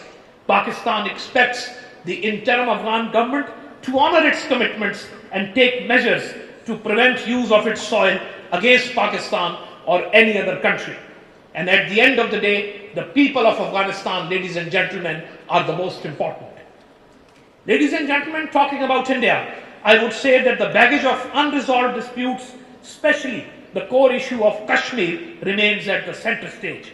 India's receipt of leverages of a net security provider, we believe, is a misplaced notion that defies principles of power and strategic equilibrium, creates strategic anomaly, and contradicts geopolitical rationality. The strategic enabling of one country and concomitant denials to Pakistan create conventional asymmetry, narrowing our choices, thus placing stress in the strategic domain. Durable peace in South Asia is not possible without just solution of Kashmir as per the UN resolutions and the aspirations of the people of Jammu and Kashmir. We shall continue in our political, moral and diplomatic support to our Kashmiri brothers. Pakistan desires, ladies and gentlemen, normalization of relations with India based on peaceful coexistence, sovereign equality, dignity and honor. This is fully in line with the UN Charter, international law and international humanitarian law. Therefore, I find no reason that why the global system should not play its role. Middle East, ladies and gentlemen, is in turmoil with complex security challenges ranging from ideological divergences to civil wars and unprecedented atrocities committed in Gaza. Recent Israel-Hamas conflict has proved that lasting peace in Middle East is not possible without resolution of the Palestinian issue. With almost 40,000 civilian deaths, mostly women and children, there is a requirement of an immediate ceasefire, an end to the siege of Gaza, and the facilitation of humanitarian corridors for unrestricted relief supplies. Ladies and gentlemen, Pakistan has been one of the most consistent proponents of two-state solution. And we see most of the world is coming around to this conclusion today. Ladies and gentlemen, I believe that the intense global competition is manifesting in and around Pakistan and significantly stressing ends, ways, means of our policy choices. With such geographical and geostrategic platter, what I explained before, Pakistan cannot insulate itself from the pushes and pulls of the global and the regional power play. Protracted struggle against extremism and terrorism and other attendant fallouts has consumed much of Pakistan's resources.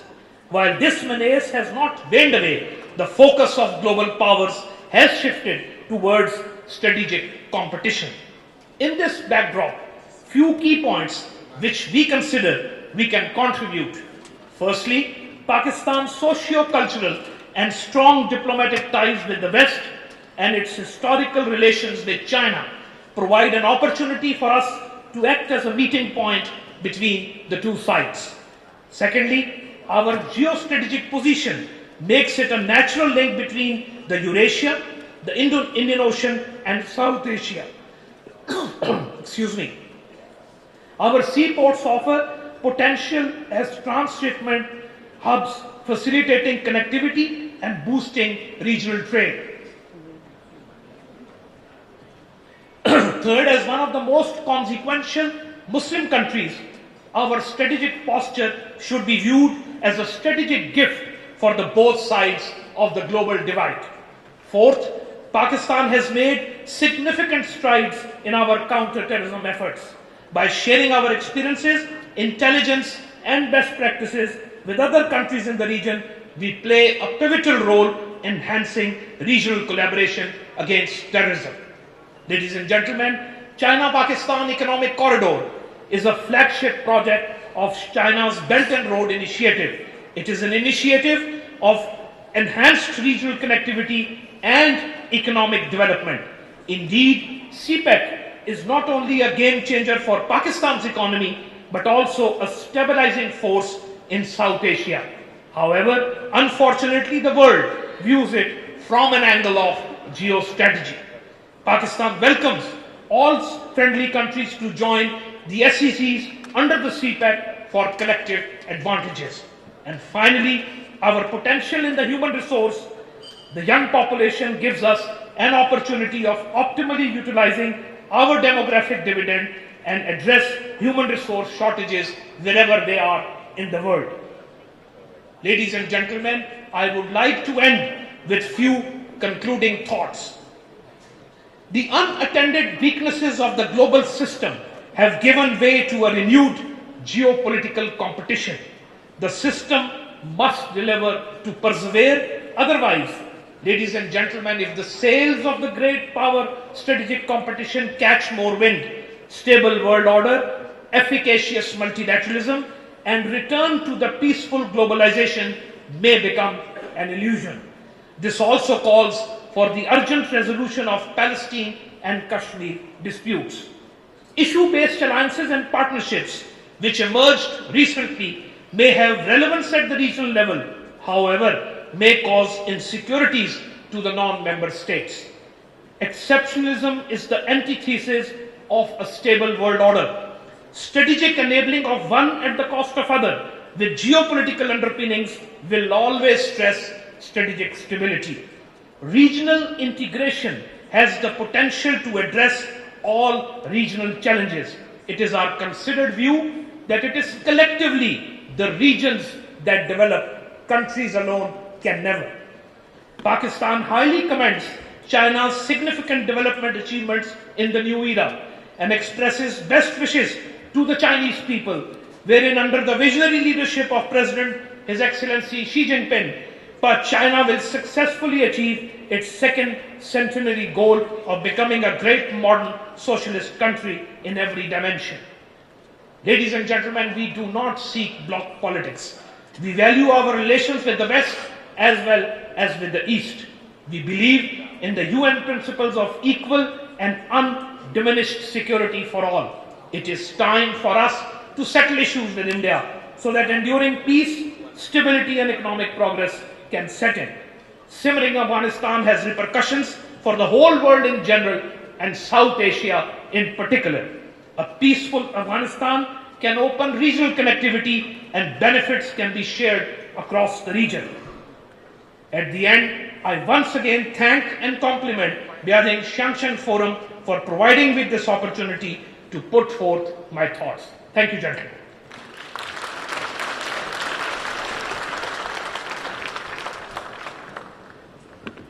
我注意到希尔上将用中巴的友谊比山高、比水深、比雪浓来阐释两国的关系，希望中巴友谊永久长存。感谢希尔上将对亚太稳定繁荣建设性的建议，感谢他的精彩发言。下面有请琼卡罗尼韦少将发言，有请。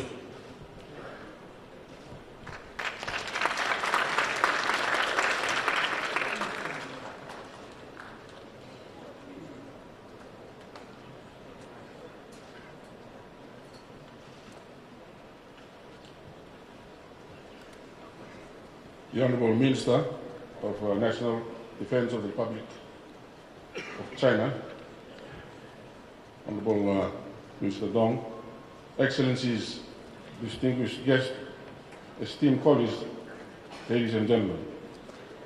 It is a profound honor to address you today at the 11th Beijing Xinjiang Forum, a platform dedicated to fostering dialogue and cooperation for a more peaceful and secure world.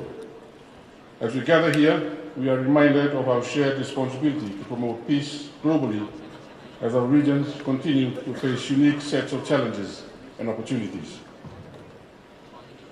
Coming from the South Pacific region, a region consisting of islands of breathtaking beauty, rich cultural diversity, and abundant natural resources, our islands are home to resilient communities that have thrived for generations. Yet we find ourselves at a crossroads. The geopolitical landscape is shifting, and our region is increasingly becoming a focal point for global interest. This presents both opportunities for collaboration and challenges that we must navigate with wisdom and foresight. As we consider regional security, we must recognize that it is a collective concern that transcends national borders. The South Pacific faces a myriad of threats, including climate change, which is perhaps the most pressing issue of our time. Rising sea levels, extreme weather events, and the degradation of marine ecosystems are not just environmental challenges. They are existential threats that jeopardize our communities, economies, and cultural heritage. Fiji's future together with other Pacific Islands, countries of the Oceania region, is intrinsically intertwined with the relationships between the United States and China, the two wealthiest and most influential nations globally. The dynamic between these powerhouses holds profound implications for not only the South Pacific, but also for the broader Asia-Pacific region. A positive relationship between the US and China bodes well for our future, offering prospects of peace and prosperity for a small country like Fiji in the South Pacific. However, our greatest fears become prominent when escalating tensions could lead to a bleak outlook, raising questions about long-term stability and the potential for conflict. The interdependence of the US and China's economies is undeniable and has generally been managed effectively in day-to-day interactions. Nevertheless, we do note that as China's influence expands, underlying rivalries intensify, prompting reflections on the trajectory of their relationship and its implications for the future. Will they coexist harmoniously or drift towards strategic competition or even hostility? The answers to these questions remain uncertain, with both peace and conflict plausible, outcomes contingent on decisions made in Washington and Beijing in the coming months and years. The urgency of America's choice regarding China is paramount, as a significant rivalry could lead to catastrophic consequences and reshape global power dynamics. China's economic ascent challenges traditional power structures, favoring China in the long term and necessitating a delicate balance between ambitions and cooperation. America faces a critical juncture in responding to China's rise, with decisions carrying significant regional and global security implications. Embracing shared responsibility, both nations must navigate the relationship with prudence through communication, trust building, and cooperation for common security and peace. Dialogue and trust building are imperative in mitigating conflict and promoting stability amidst shifting power dynamics, underscoring the need for strategic decision-making that prioritizes collaboration. By fostering a framework of mutual understanding and cooperation, nations can navigate geopolitical challenges towards a harmonious and stable international order, shaping the trajectory of international relations towards lasting peace and prosperity. Our Prime Minister in Fiji, the Honorable Siti Rabuka's advocacy of the Zone of Peace concept for the South Pacific region aligns closely with the overarching theme of promoting peace and stability amidst geopolitical challenges. The Zone of Peace embodies principles of non-aggression, non-interference, and the peaceful resolution of disputes, offering a framework for fostering trust, cooperation, and security among nations in the South Pacific. By upholding these guiding principles, countries can create a conducive environment for dialogue, collaboration, and mutual respect, laying the groundwork for enduring peace and prosperity in the region. In the context of global uncertainties and power dynamics, embracing the Zone of Peace concept serves as a beacon of hope and a model of conflict transformation rooted in diplomacy and peaceful coexistence. By championing the values of inclusivity, respect for sovereignty, and commitment to dialogue, nations can navigate complexities, build resilience, and chart a path towards sustainable peace. In summary, fostering peace and stability in the face of geopolitical challenges requires a concerted effort to prioritize diplomacy, dialogue, and cooperation. The Fijian Prime Minister's advocacy of the Zone of Peace concept exemplifies a visionary approach to conflict prevention and resolution, offering a blueprint for building a more secure and harmonious world.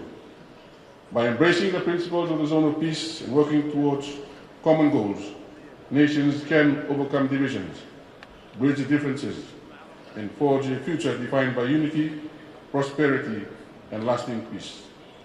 In conclusion, the journey towards peace and stability is a collective endeavor that calls for a steadfast commitment to dialogue, trust building, and solidarity among nations. By drawing inspiration from initiatives such as the Zone of Peace concept, we can aspire towards a world where conflicts are resolved through peaceful means, differences are celebrated as strengths, and cooperation triumphs over discord. As we look to the future, I hope we will all reaffirm our commitment to promoting peace for a shared future in our respective regions. Together, we can build a resilient region that is prepared to face the challenges ahead. We must embrace collaboration, prioritize sustainability, and invest in the well-being of our communities. Thank you for your attention, and I look forward to discussions that will pave the way for a brighter future for us all.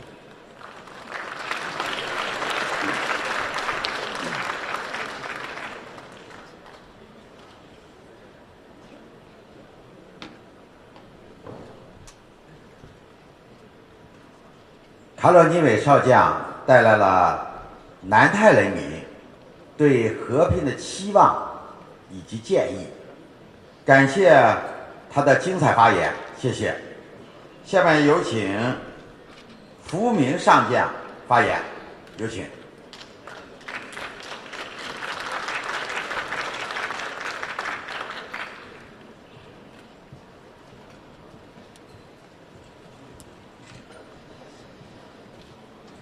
Уважаемый товарищ адмирал, уважаемые коллеги, уважаемые дамы и господа, прежде всего хочу поблагодарить Министерство обороны Китайской Народной Республики и лично министра обороны Китая адмирала Дунцзюня, а также Китайскую ассоциацию военных наук и Институт международных стратегических исследований за прекрасную организацию мероприятия и предоставленную нам возможность и оказанную честь выступить на 11-м Пекинском Синьшанском форуме.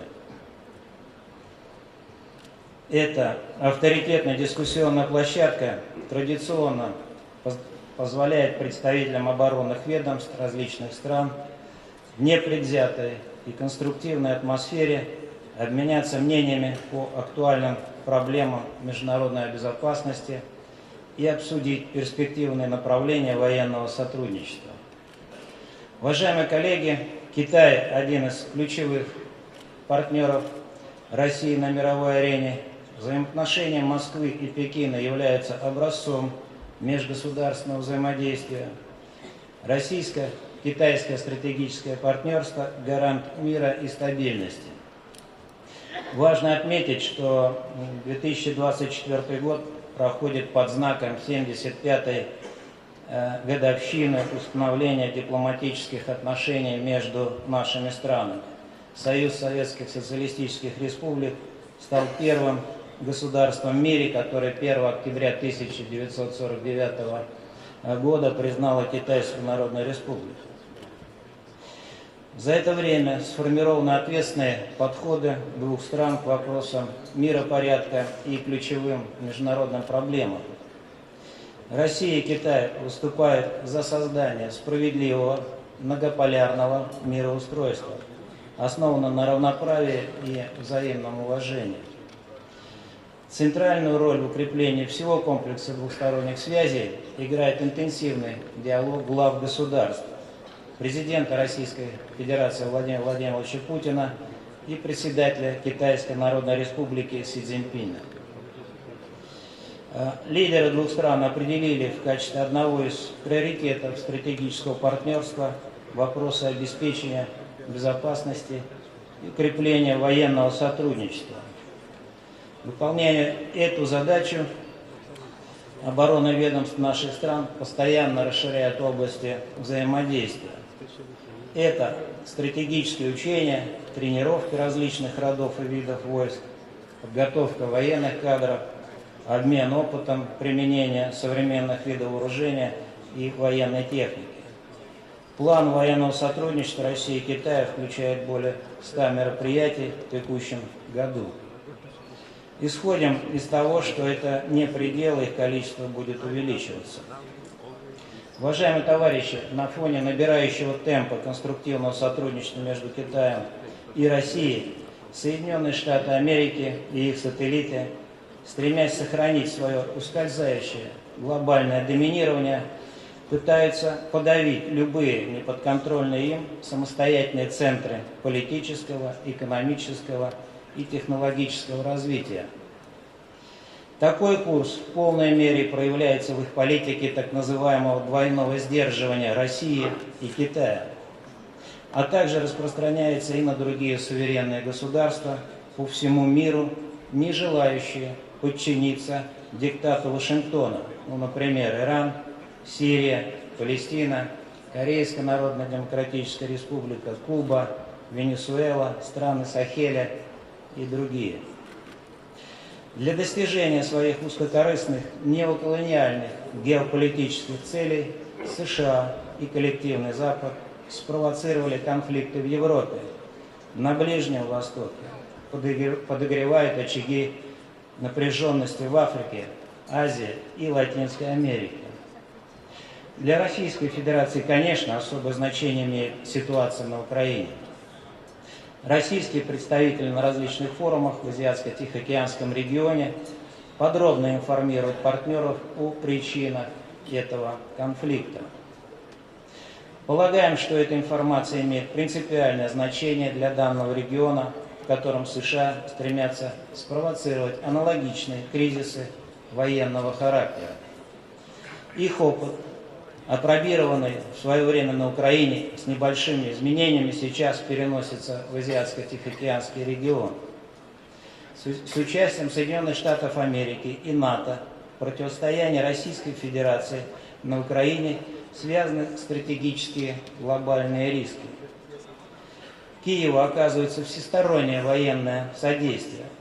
Фашистскому националистическому режиму передается современное вооружение, подталкивая киевских марионеток к нанесению ударов по российской территории.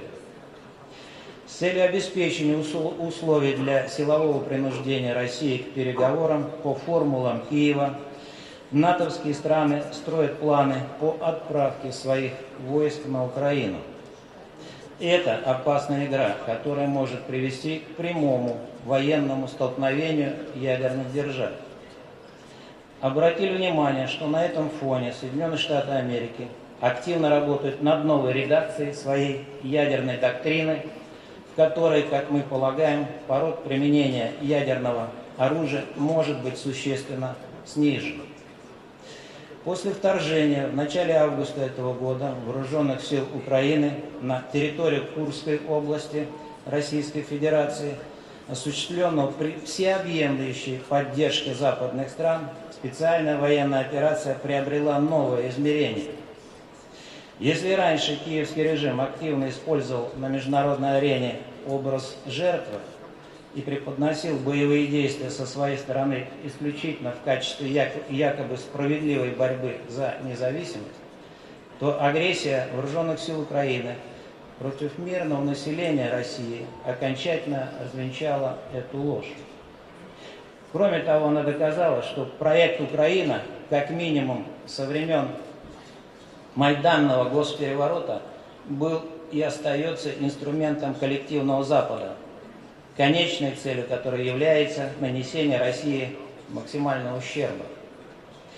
Уважаемые коллеги, специальная военная операция на Украине полностью перевернула представление о современной войне. Еще несколько лет назад трудно было себе представить нынешние масштабы применения беспилотных летательных аппаратов и других беспилотных систем, роль систем разведки, связи, радиоэлектронной борьбы и подавления. Сегодня вновь переосмыслено значение танков в современном вооруженном конфликте, подходы к их защищенности, новое измерение приобрела контрбатарейная борьба. Российское оружие в полной мере доказало свою эффективность в боевых условиях. Западные системы вооружения, якобы обладающие, по данным рекламных буклетов, высокими тактико-техническими характеристиками, отлично горят на поле боя без каких-либо шансов на восстановление. Обладая уникальными наработками противодействия различным образцам западного оружия и тактикой ведения современного боя, мы готовы делиться этим опытом с нашими партнерами. Уважаемые товарищи, коллеги, под предлогом формирования в кавычках свободного и открытого Индо-Тихоокеанского региона страны Запада создают в Азиатско-Тихоокеанском регионе военные альянсы, аналогичные Североатлантическому. В первую очередь это АУКУС. Их цель – провоцирование гонки вооружений, разделение стран и регионов по блокам, подготовка крупномасштабной войны по украинским лекалам. В Азиатско-Тихоокеанском регионе наращивается военное присутствие стран НАТО, расширяется ударный потенциал их войск, активизируются военные учения, ориентированные на отработку конфронтационных сценариев. Вашингтон и его сателлиты заявляют о планах по развертыванию в Азиатско-Тихоокеанском регионе ракет средней и меньшей дальности, размещаемых на мобильных наземных комплексах «Дарк Тифон». Эти системы использовались на учениях как в Европе, так и в Азиатско-Тихоокеанском регионе с целью подготовки к реализации так называемого двойного сдерживания России и Китая. США, одержимые стремлением сохранить глобальное превосходство, провоцируют рост напряженности вокруг Тайваня. Всесторонне способствует милитаризации своего основного союзника ВТР Японии, бесповоротно взявший курс на реваншизм и отказ от пацифистских установок, активно наращивает военное взаимодействие с Токио и Сеулом в рамках Тройственного союза, умышленно обостряя и без того сложную обстановку вокруг Корейского полуострова. Следует напомнить, что аналогичная деструктивная деятельность Вашингтона в Восточной Европе привела к возникновению вооруженного конфликта на Украине. На этом фоне проводится масштабная информационная кампания с угрозами в отношении государств Азиатско-Тихоокеанского региона. В свое время западные страны устраивали подобные акции и против России. Таким образом, отмечаем опасную тенденцию перенос военной активности и конфронтации в азиатский регион. Уважаемые коллеги, еще одним очагом напряженности, который имеет глобальное измерение, является палестино-израильский конфликт. Используя политику двойных стандартов, Вашингтон длительное время пытался монополизировать посреднические функции в этом конфликте, блокировать работу Ближневосточного квартета. Такая политика Соединенных Штатов привела к проявлению так называемого замкнутого круга насилия. Кризис в секторе Газа уже обострил ирано-израильское противоборство. Израильская атака на здание консульства Ирана в Дамаске при полном попустительстве США стала очередным примером попрания норм международного права. Одновременно Соединенные Штаты и их сателлиты не оставляют попыток колониальными методами обеспечить сохранение контроля над развивающимися странами Латинской Америки и Африки. В качестве примера можно привести недавнюю попытку вмешательства США в президентские выборы в Венесуэле и поддержку французскими спецслужбами африканских террористических организаций, действующих против Буркина-Фасо, Мали и Нигера, государств Сахеля, дерзнувших выйти из протектората Парижа. На этом фоне Россия подтверждает приверженность развитию взаимовыгодного военного и военно-технического сотрудничества с дружественными странами Азии, Ближнего Востока, Африки, Латинской Америки.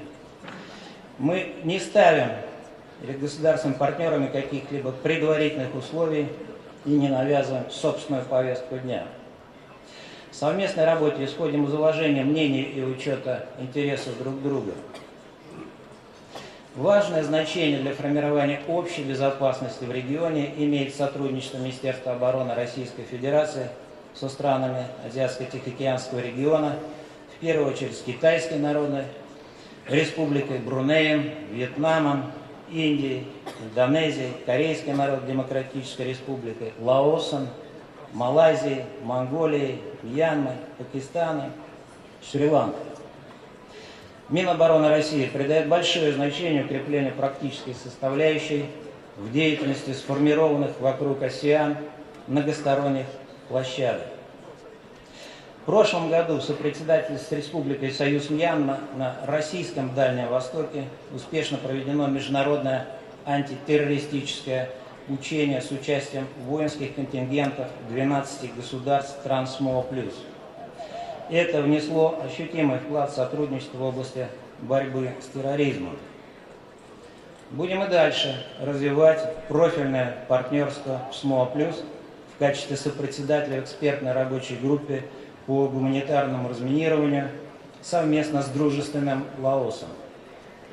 Всецело поддержим центральную роль АСЕАН в обеспечении региональной безопасности.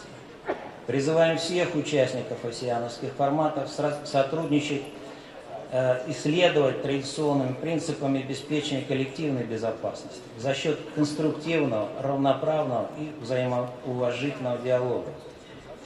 Выступаем против попыток прозападного лагеря СМО+, отойти от практической направленности работы данного механизма и политизировать его повестку дня, навязывая правозащитную, гендерную и иную непрофильную проблематику. При всем уважении и к климатической повестке дня считаем неприемлемым увязку продвигаемой США и союзниками тематики изменения климата с задачами обеспечения безопасности. Полагаем, что это может быть использовано в качестве предлога для осуществления так называемых гуманитарных интервенций, создания в регионе новых военных баз для размещения вооруженных сил НАТО. Уважаемые товарищи, дамы и господа, добиться стабилизации международных отношений невозможно без кардинального улучшения ситуации в сфере безопасности. Минобороны России открыта для обсуждения и решения всех возникающих вопросов на основе взаимного уважения, честного и равноправного диалога. Россия продолжит курс на укрепление сотрудничества с заинтересованными странами Азии, Африки, Ближнего Востока, Латинской Америки и другими дружественными государствами. Спасибо большое за внимание.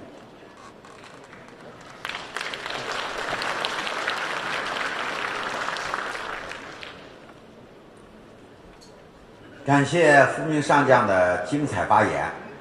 我特别注意到福明上将对香山论坛的肯定，他认为香山论坛是一个无偏见的交流平台，平等、开放、包容、互鉴，正是香山论坛的理念。感谢福明上将。下面有请阿德里扎哈里发言，有请。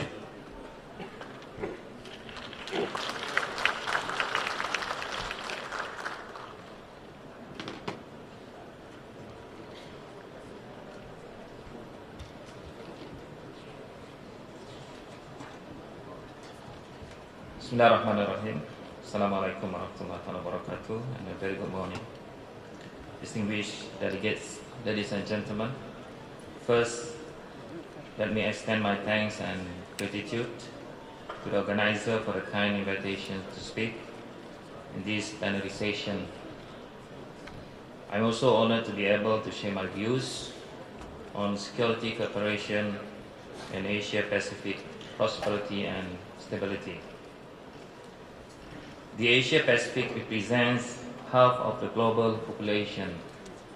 The 21 member economies are home to around 2.95 billion people, representing around 62% of world GDP and 48% of world trade. This region emerges as an important player in the regional economy and global value chains. In other words, we need to ensure that it's prosper and is stable to continue benefiting people and businesses worldwide. Ladies and gentlemen, we are now living in the most challenging period. There are several flashpoints around the globe, especially in the Middle East, Europe, and Asia Pacific. Today, an issue that affects one country could escalate and end up being a bilateral, regional, or even global problem.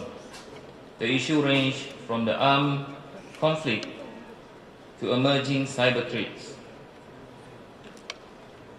Over the past 2 years, the Asia Pacific had been surrounded by wars in Europe and the Middle East. The war in Gaza appears to be a never-ending situation. Malaysia believes a permanent and effective ceasefire is the best solution going forward. However, uncertainty continues to surround the intended goals. Malaysia condemned the ongoing genocidal acts against the citizens of Gaza. Nearly 85% of Gaza's 23 million population has been displaced, and over 16,000 children and 11,000 women were killed, while 10,000 still missing. To ease their burden, a small country like Malaysia has offered assistance, where we flew 41 Palestinians, accompanied by 86 relatives, to Malaysia on 16 August 2024 to receive follow-up treatment for injuries. And we hope some other bigger countries will provide more assistance to them. The war in Ukraine has been going on for 2.5 years and resulted in nearly 200,000 people being evacuated from areas along the border. A ceasefire is the solution, otherwise more people will be affected. In Myanmar, the situation there continues to be in danger, with violence and instability. A full and effective implementation of the 5-point consensus must be pursued for a peaceful and sustainable solution. We know it is not going to be easy, but we need to continue pushing Myanmar to adopt the plan. Apart from the traditional threats that I highlighted above, non-traditional threats like cyber attacks have become more obvious. In this modern world, the speed of digital transformation, especially post-COVID-19, has significantly increased the risk of cyber attacks worldwide.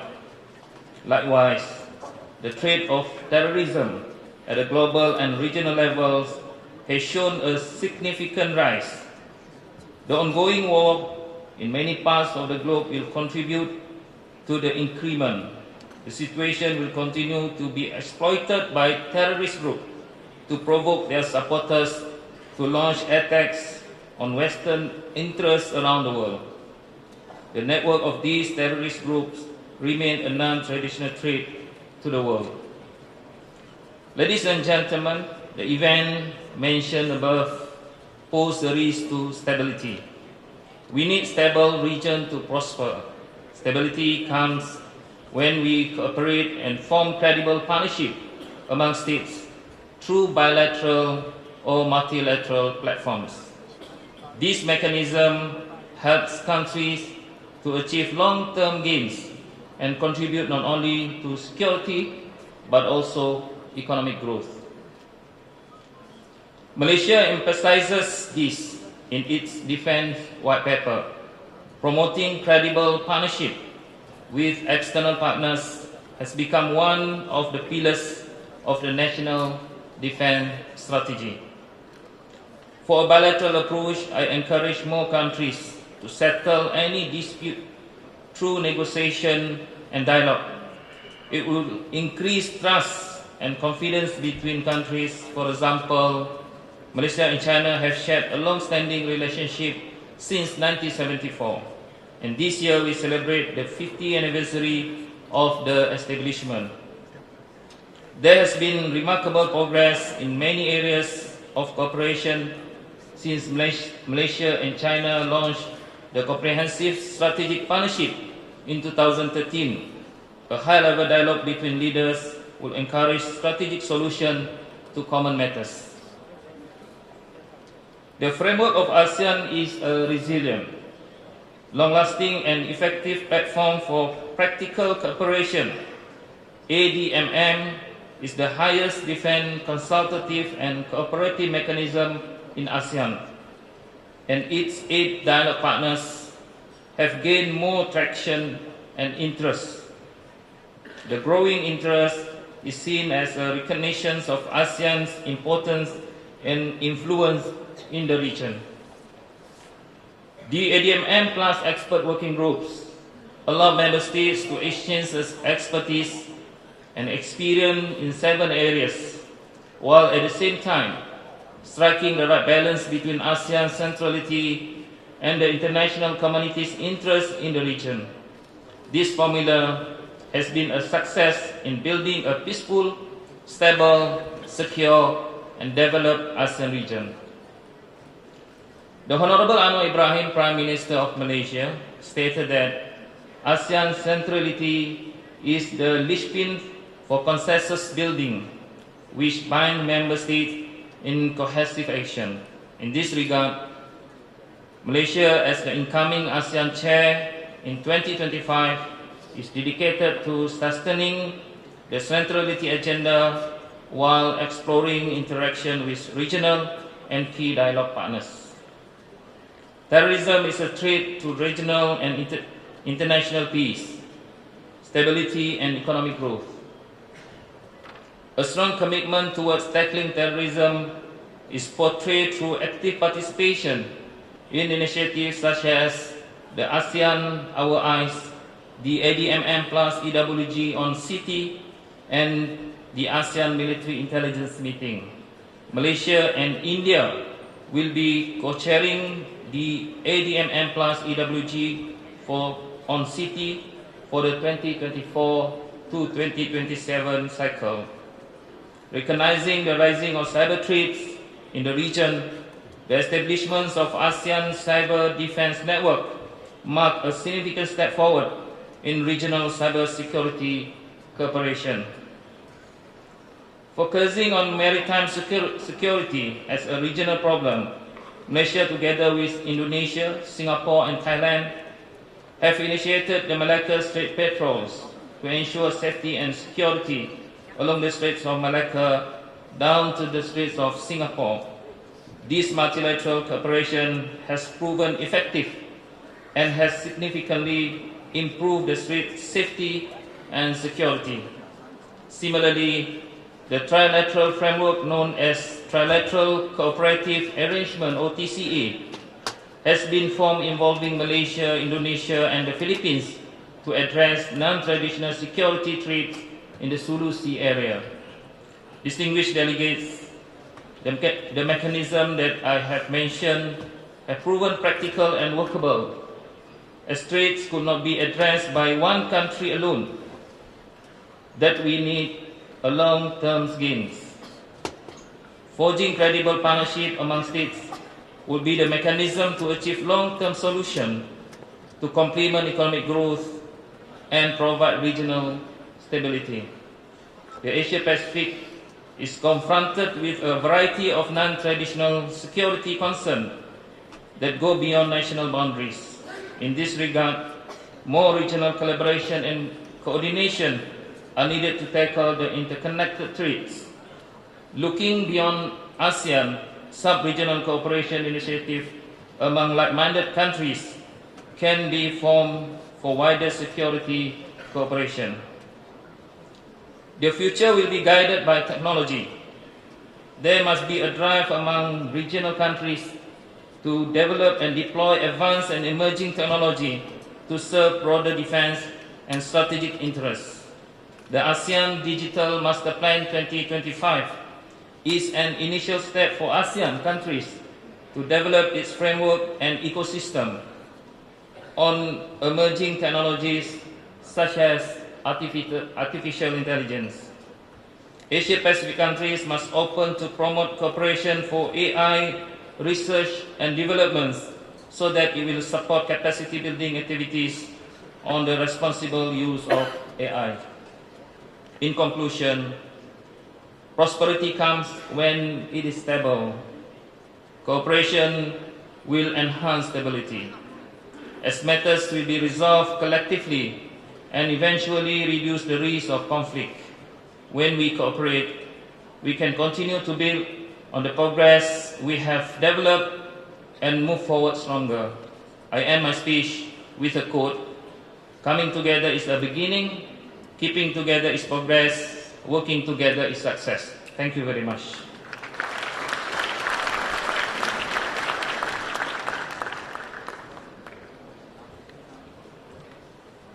感谢张海礼副部长的精彩发言。刚才6位嘉宾围绕地区安全合作、维护亚太繁荣稳定做了精彩的发言，充满了智慧，给人启迪。下面是互动时间，有提问的嘉宾请举手。我特别提醒，提问时一定说明是向哪位先生提问。下面是提问环节，有提问的请举手。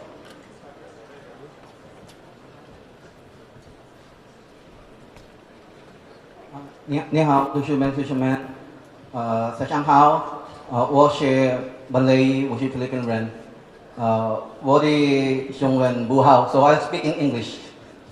I want to ask questions to our esteemed speakers from Vietnam and Malaysia, who are direct parties to the South China Sea conflict.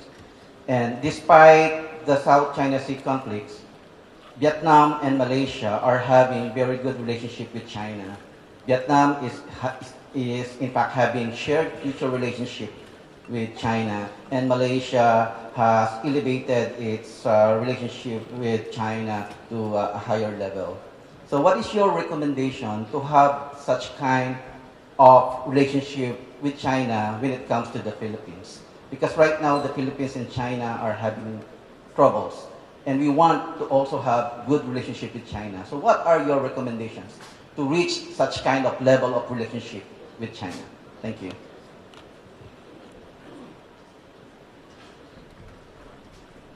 有请马来西亚副部长阿德里先生。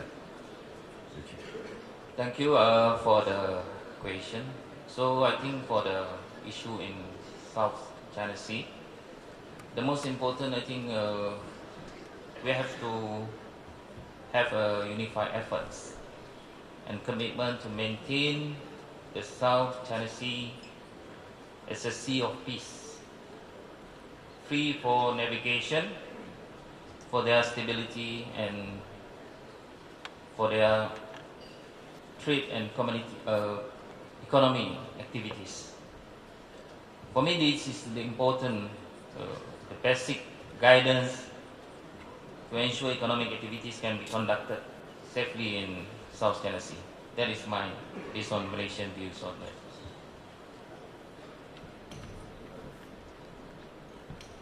第二个问题。好，谢谢杨院长。我是国防大学的张弛大校，我向越南国防部长潘文江大将提一个问题。当前，越南正在快速崛起，在地区和国际事务中扮演重要角色。学术界认为，越南对自身的战略定位是中等强国，奉行的是竹子外交。那么，面对纷繁复杂、变乱交织的国际安全环境，越南在苏林总书记的指领下将如何应对？谢谢。有请潘文江大将，有请。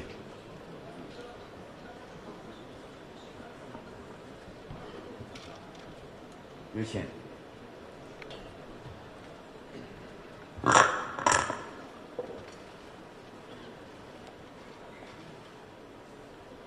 Xin cảm ơn ý kiến trao đổi của học giả đến từ Trung Quốc.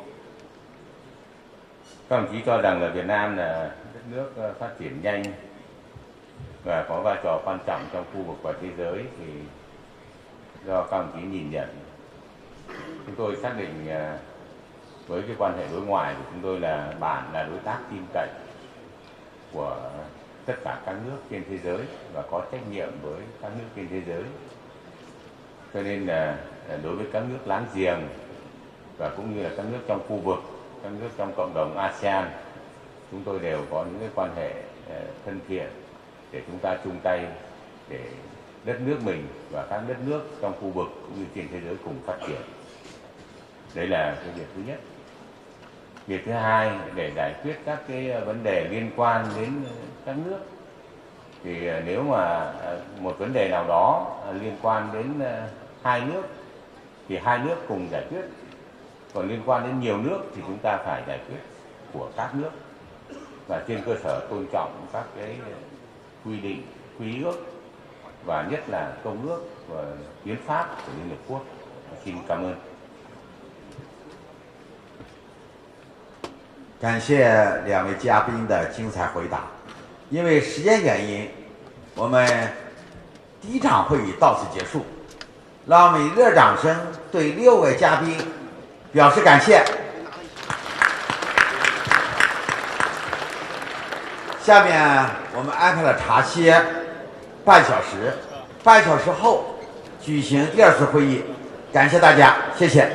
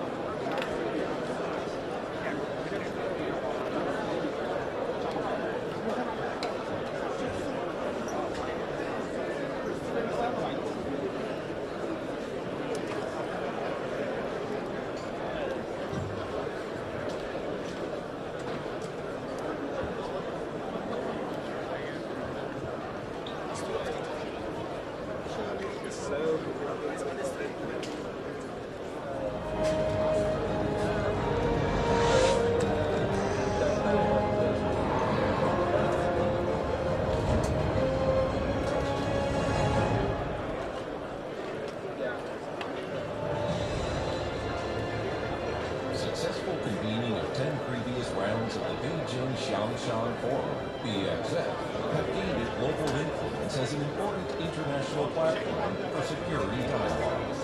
The BXF, with a consistent commitment to the noble ideals of equality, openness, inclusiveness, and mutual harmony, has played a positive role in promoting world peace and stability. We are now living in a turbulent time of changes and confusion. With a protracted crisis over Ukraine, rekindled conflicts in the Middle East, and new challenges including AI, climate change, and the scramble for space in polar regions, our ability to maintain world peace and stability is now put to the test. The 11th BXF will be held in Beijing from September 12 to 14 to address global concerns on hotspot issues.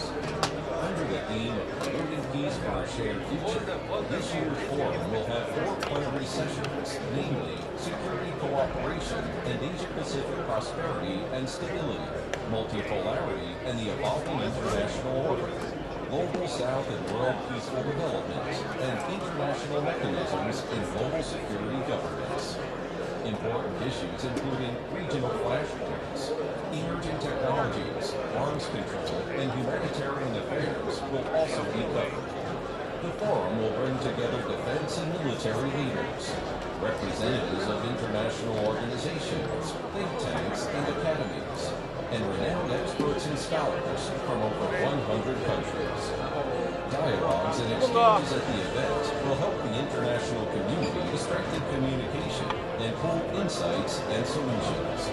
Together, we will explore a security architecture and a new path toward security that meets the needs of world development and advance the implementation of the Global Security Initiative and the building of a community with a shared future for mankind. As the Chinese saying goes, no mountain or ocean can distance people with common aspirations. The The 11th Beijing Xiangshan Forum looks forward to hosting friends from all over the world this autumn to achieve greater peace and a better future. 那我就收了啊，你收了吧。行，哎，你要走啊？我不带录了。要是录的话，我就把这个东西丢给你。哦，谢谢。对，我不用了。哎，你下午不来了？下午不来了，下午也没啥了。下午不来了。对，没东西。我一张美国的。对，要说话也没用。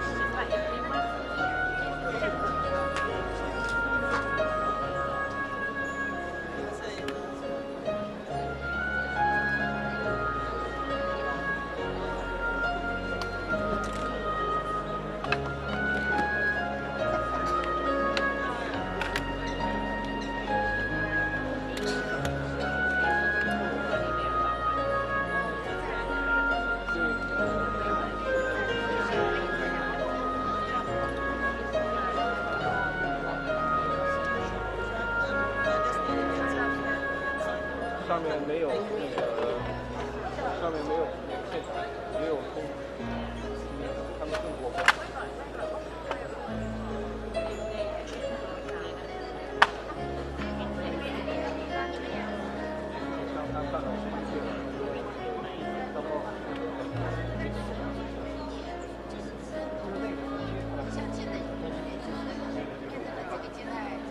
对。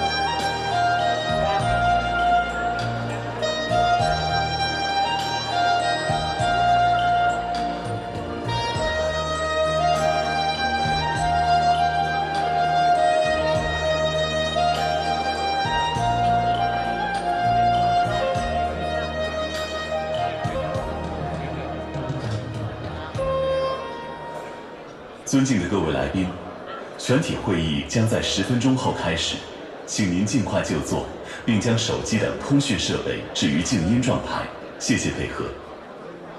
Distinguished guests, the plenary session will start in 10 minutes. Please be seated and set your mobile phones and other communication devices to silent mode. Thank you for your cooperation. 尊敬的各位来宾，请注意置于座椅上的同传设备。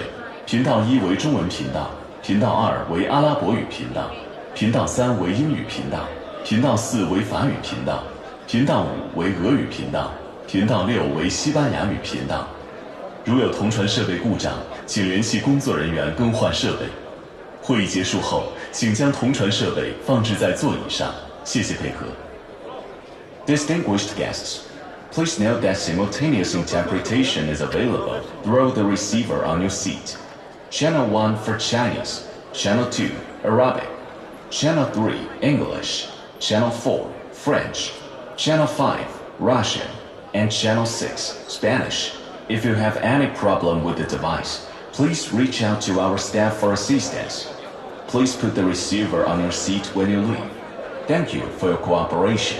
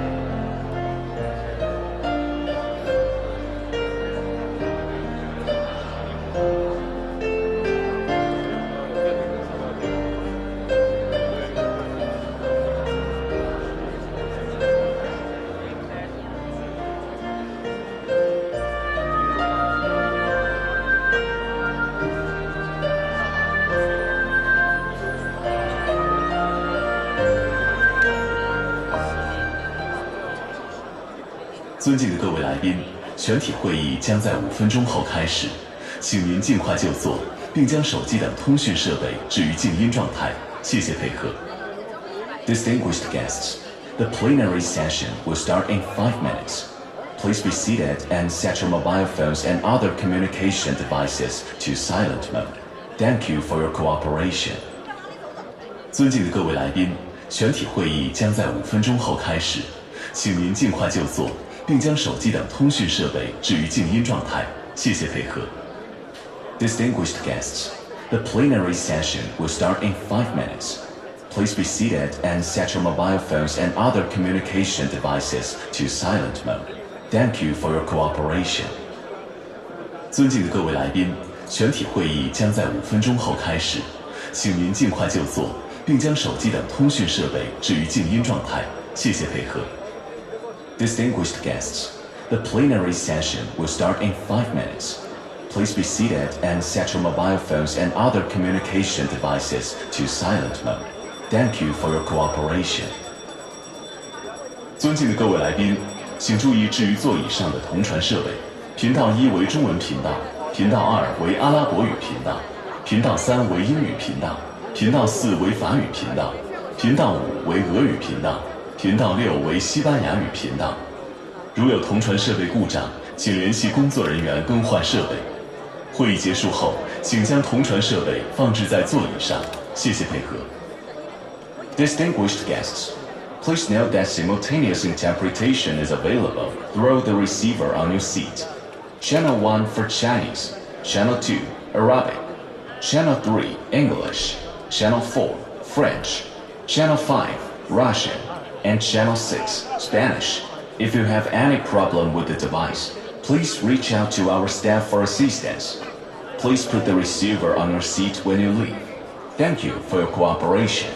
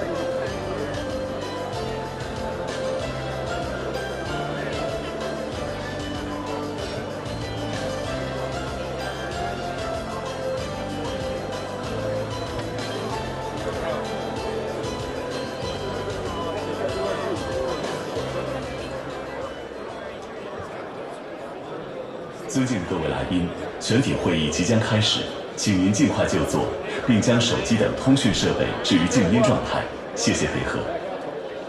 Distinguished guests, the plenary session will soon start. Please be seated and set your mobile phones and other communication devices to silent mode. Thank you for your cooperation. 尊敬的各位来宾，全体会议即将开始，请您尽快就座，并将手机等通讯设备置于静音状态，谢谢配合。Distinguished guests, the plenary session will soon start. Please be seated and set your mobile phones and other communication devices to silent mode. Thank you for your cooperation. 尊敬的各位来宾，全体会议即将开始，请您尽快就座，并将手机等通讯设备置于静音状态，谢谢配合。Distinguished guests, the plenary session will soon start.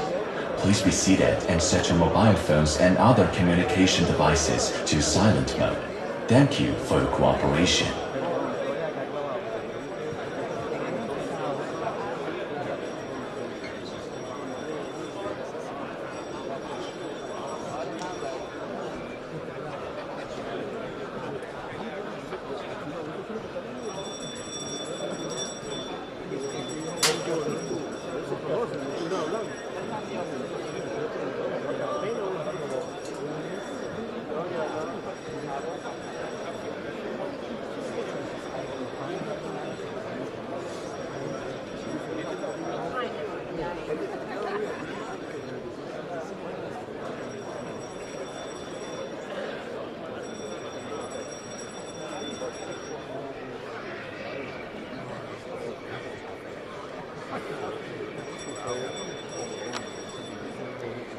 尊敬的各位来宾，全体会议即将开始，请您尽快就座，并将手机等通讯设备置于静音状态，谢谢配合。Distinguished guests, the plenary session will soon start. Please be seated and set your mobile phones and other communication devices to silent mode. Thank you for your cooperation.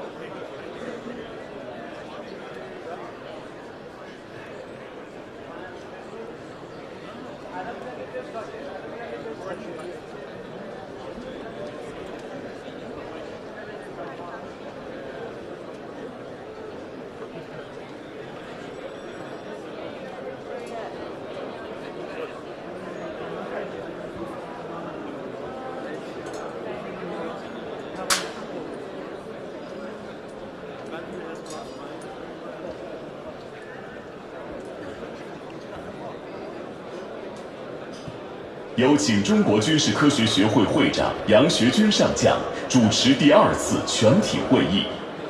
May I invite General Yang Shijun, Chairman of China Association for Military Science, to preside over the second plenary session.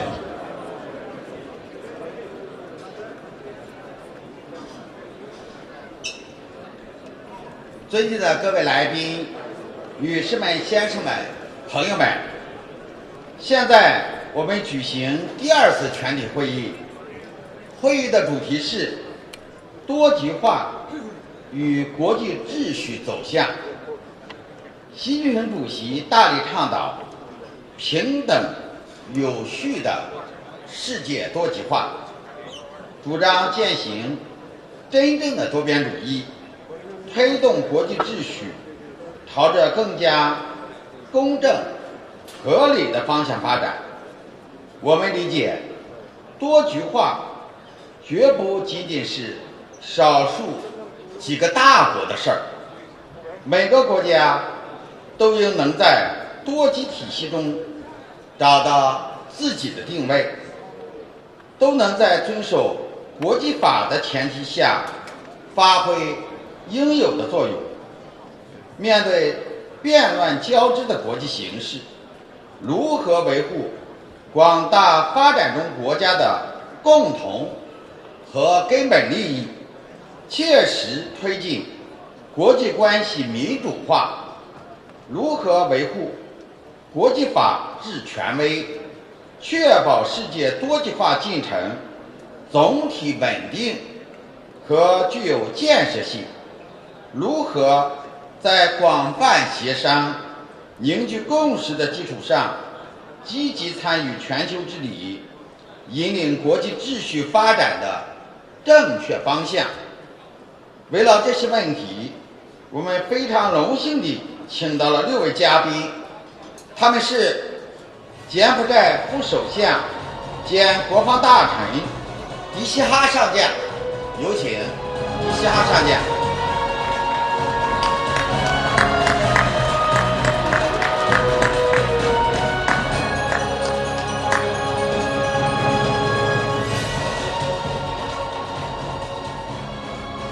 白俄罗斯国防部长克列宁维克托中将，有请维克托中将。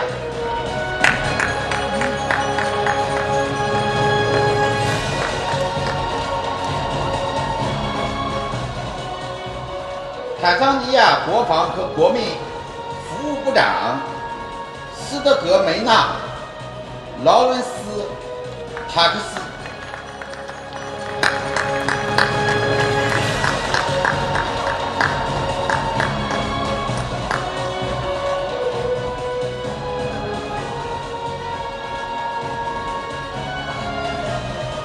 坦桑尼亚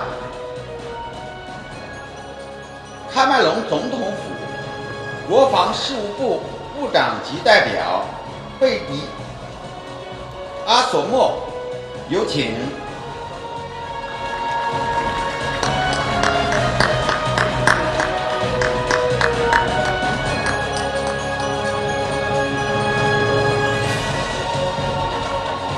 伊朗武装力量军队总协调官哈比普拉·萨亚里海军准将，有请。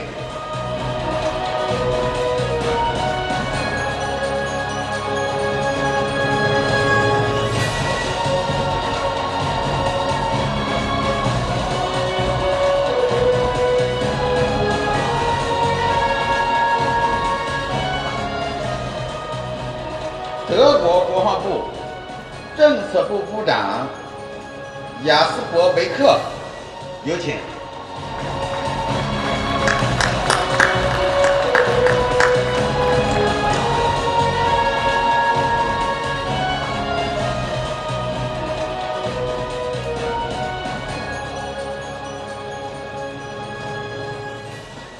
感谢6位嘉宾上台做精彩发言。首先，请柬埔寨副首相兼国防大臣迪西哈上将发言，有请。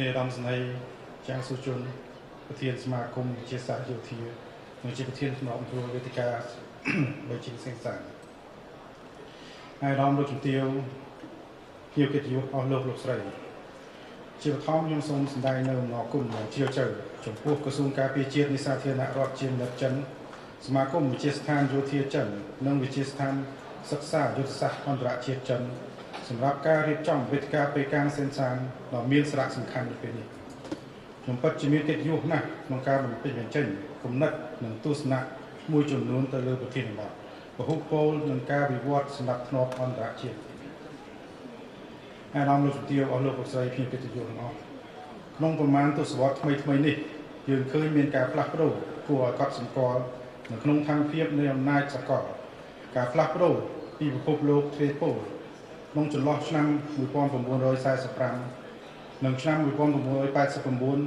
ตัวเจี๊ยไอกระโปงไอปัจจุบันนี้ยืนกระโปงแต่ฉลองในตำหนักกาวกว่าฮิปโปต่อสมองสมัยมวยเนื้อเป้ได้อัติโพลในมัชเชมันโดลอำนาจการพิมุนฝันทะเลจอกยืนสังเกตเคยมีการเล็กเจ๋งในบนรอยคนดมนึ่งมัชเชมันโดลอำนาจทำไมเชียพิเศษในดมบอลอาซีในบ้านน้องโมกในสักการโพลทำไมคงสักการโลกจีตุเตอร์การตัวสกอลเชียบุโพลผมมีเพียบประกอบปัจจัยนึ่งประกอบโดยฮันนิพัยในอัสเทเพียบวิไอพิภพโลกสักไงนี่ก็กำปุ่งฉลองกัดในการพลักโดได้เหมือนฟลอกเมียนปีกมุนหมดในขนมนุ่มสันติสุขไม่ประไปไหนนั่งมันเมียนประไปไหนมันไม่ประไปไหนมันร่วมมันเจ้านี่บังการในพิภพโลกดอสมกสมัยนั่งมันฉบับหลอกมวยโดยเฉพาะปัญหาโยบายหรือเวียงมหาอำนาจมันไม่เชื่อเรื่องแต่มวยกุดได้สำคัญจึงเกในเรื่องสกอลโลกอุติเต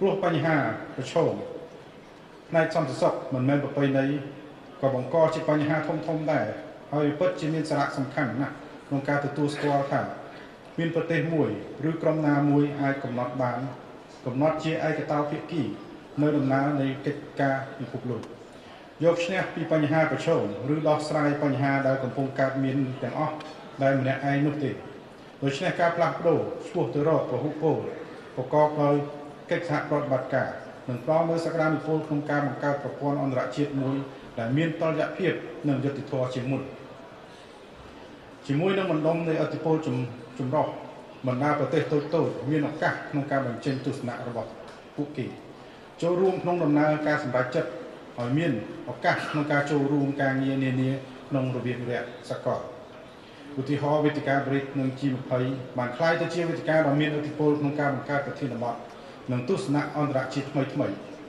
วิธีการอย่างนี้บังการโอกาสสำหรับการทัวร์สมารอนการขนมบอลเรามีกำหนดพุทธามีเนี่ยในอาเซียนแอฟริกในอเมริกาลาตินในบ้านเลือกกลุ่มพวกเกิดหักรอดบัตรการเศรษฐกิจนโยบายในสันติสุขนำไปตรงรังสเตอร์เพียบนั่งวิบลเพียบเลือกปีราชนาสมพรอำนาจสกาโลกในกรมประเทศเพียบขังทบง global south การแต่มีสาระสำคัญจึงเป็นนันนี้แต่ออกในขนมบอลอาเซียนคเนวินอาเซียนในใต้เชียโปลมวยรอสำคัญโครงการที่นี่สันติเพียบนั่งสเตอร์เพียบขนมบอลอาเซียนแปซิฟิกอาเซียนมันเหมือนจีสัมพันธ์โยธีหรือจีมหาอำนาจเศรษฐกิจนุติแต่ใต้อาเซียนจีคู่ตัวอ่อนมวยแต่มีอำนาจก็ประจุโปลคืออาเซียนไอโปรโมพรมประเทศมหาอำนาจท่องเอาโจรุ่มลงเกตประชุมกำลังคู่ระบบล้วนบ้าน ចាប់តាំងពីការបង្កើតអាស៊ានមកអាស៊ានបានបណ្ដុះយ៉ាងសកម្មនៅភាពជាដៃគូជាមួយនឹងមហាអំណាចនិងដៃគូខាងក្រៅតាមរយៈយន្តការផ្សេងៗដែលដឹកនាំដោយអាស៊ានដូចជាអាស៊ានបូក1អាស៊ានបូក3វេទិកាតំបន់អាស៊ាននិងកិច្ចប្រជុំកំពូលអាស៊ានបូក2និងកិច្ចប្រជុំរដ្ឋមន្ត្រីការពារជាតិអាស៊ានបូកយន្តការទាំងនេះមិនត្រឹមតែមានកិច្ចប្រជុំផ្លូវការតែប៉ុណ្ណោះប៉ុន្តែការផ្ដល់ឱកាសឲ្យមានការទូតទ្វេភាគីសំខាន់ផងដែរវិធីសាស្ត្រនេះបានលើកកម្ពស់កម្រិតនៃការសន្ទនានិងកិច្ចសហប្រតិបត្តិការដ៏ទូលំទូលាយអាស៊ានសង្កត់ធ្ងន់លើសារៈសំខាន់នៃយន្តការរបស់ខ្លួនដូចជាសន្ធិសញ្ញាមិត្តភាពនិងកិច្ចសហប្រតិបត្តិការនៅអាស៊ីអាគ្នេយ៍ដែលមានគូបញ្ជាក់ពីគោលការណ៍នៃការដោះស្រាយវិវាទដោយសន្តិវិធីការលះបង់ចោទប្រកាន់ចោលការលះបង់ចោលការគំរាមកំហែងឬការប្រើប្រាស់កម្លាំងនិងការបណ្ដុះនៅកិច្ចសហប្រតិបត្តិការនិងទំនាក់ទំនងអន្តររដ្ឋប្រកបដោយមេត្រីភាពតាមរយៈកិច្ចសន្ទនាការចូលរួមនឹងកិច្ចសហប្រតិបត្តិការប្រកបដោយនិរន្តរភាពអាស៊ានបានខិតខំជំរុញគោលការណ៍ទាំងនេះដោយសហការជាមួយនឹងដៃគូសន្ទនានិងដៃគូខាងក្រៅរបស់ខ្លួន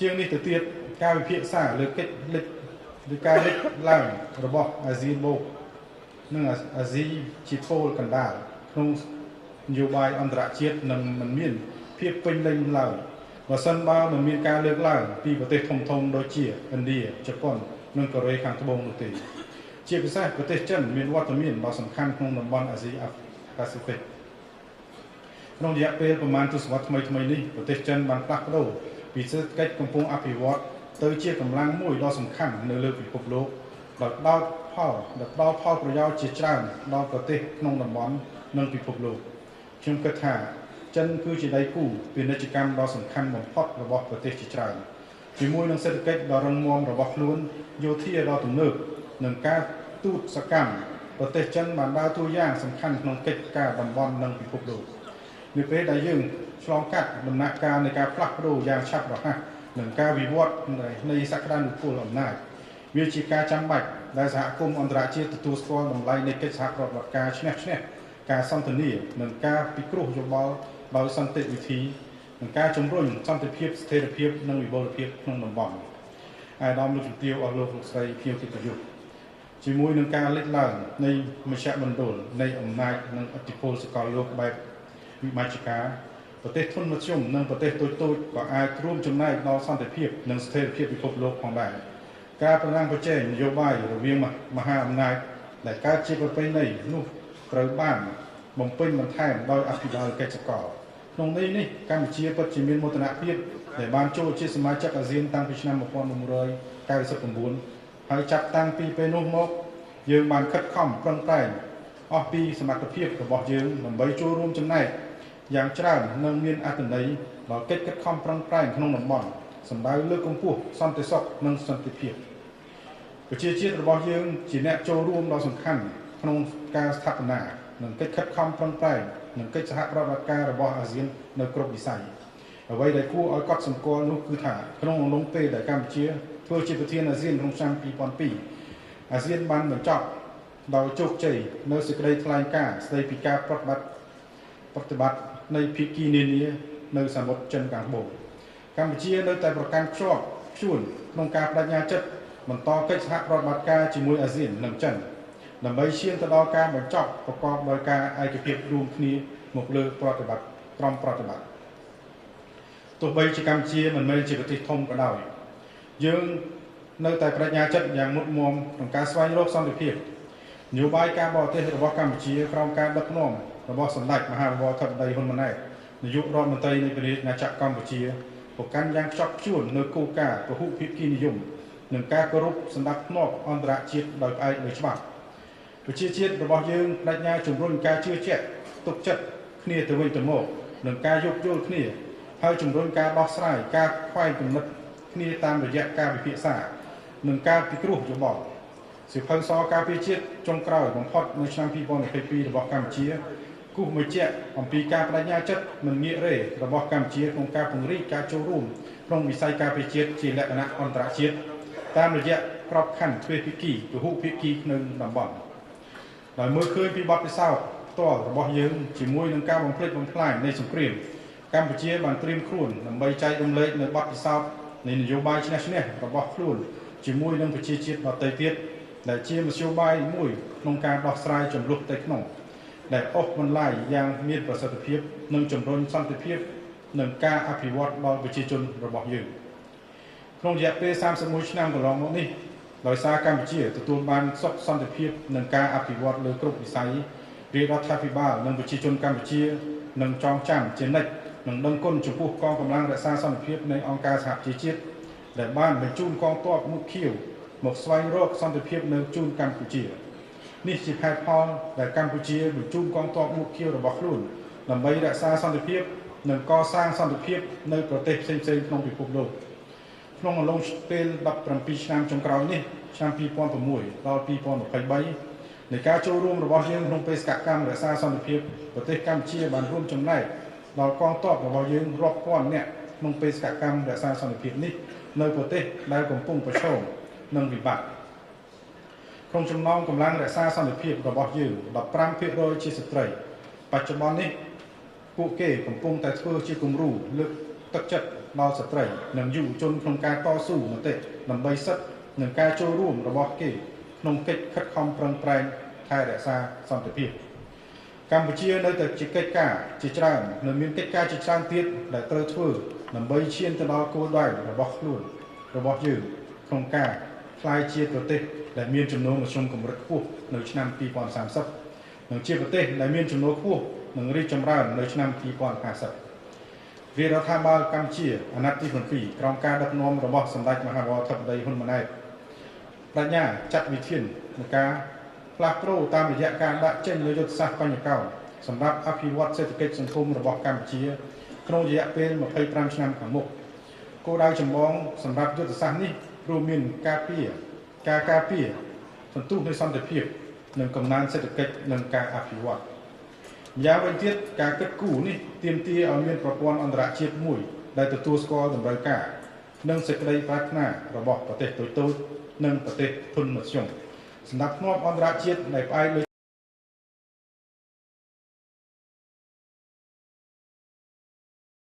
តាមសន្តិសុខសកលនិងគំនិតព្រួយដើមអរិយធម៌សកលរបស់ចិនហើយយើងត្រៀមខ្លួនជាស្រេចក្នុងការចូលរួមក្នុងគំនិតព្រួយដើមអភិវឌ្ឍសកលដែលទាំងអស់នេះមានគោលបំណងនាំពិភពលោករួមគ្នាដើម្បីសន្តិភាពសន្តិសុខស្ថិរភាពនិងវិបុលភាពអាដាមលោកជំទាវអស់លោកលោកស្រីញៀវកិត្តិយសសម្រាប់ធ្នាប់ពិភពលោកថ្មីតម្រូវឲ្យមានការកិត្តគូរឡើងវិញនៅអភិក្រមរបស់យើងក្នុងវិស័យសន្តិសុខនិងការអភិវឌ្ឍទោះជាយ៉ាងណាក៏ដោយការប្រកាន់ខ្ជាប់នៅគោលការណ៍នៃការគោរពគ្នាទៅវិញទៅមកការជឿទុកចិត្តគ្នាផ្ដល់ផលប្រយោជន៍ទៅវិញទៅមកនិងសមភាពនៅតែជាមូលដ្ឋានគ្រឹះក្នុងការស្វែងរកការអភិវឌ្ឍរួមវិបុលភាពនិងសន្តិភាពយូរអង្វែងរបស់យើងវាពិតជាមានសារៈសំខាន់ណាស់សម្រាប់ប្រជាជាតិទាំងអស់នៅក្នុងការបន្តកិច្ចសហប្រតិបត្តិការក្រោមក្របខ័ណ្ឌពហុភាគីតាមទស្សនៈរបស់កម្ពុជាពហុភាគីនិយមតួនាទីសំខាន់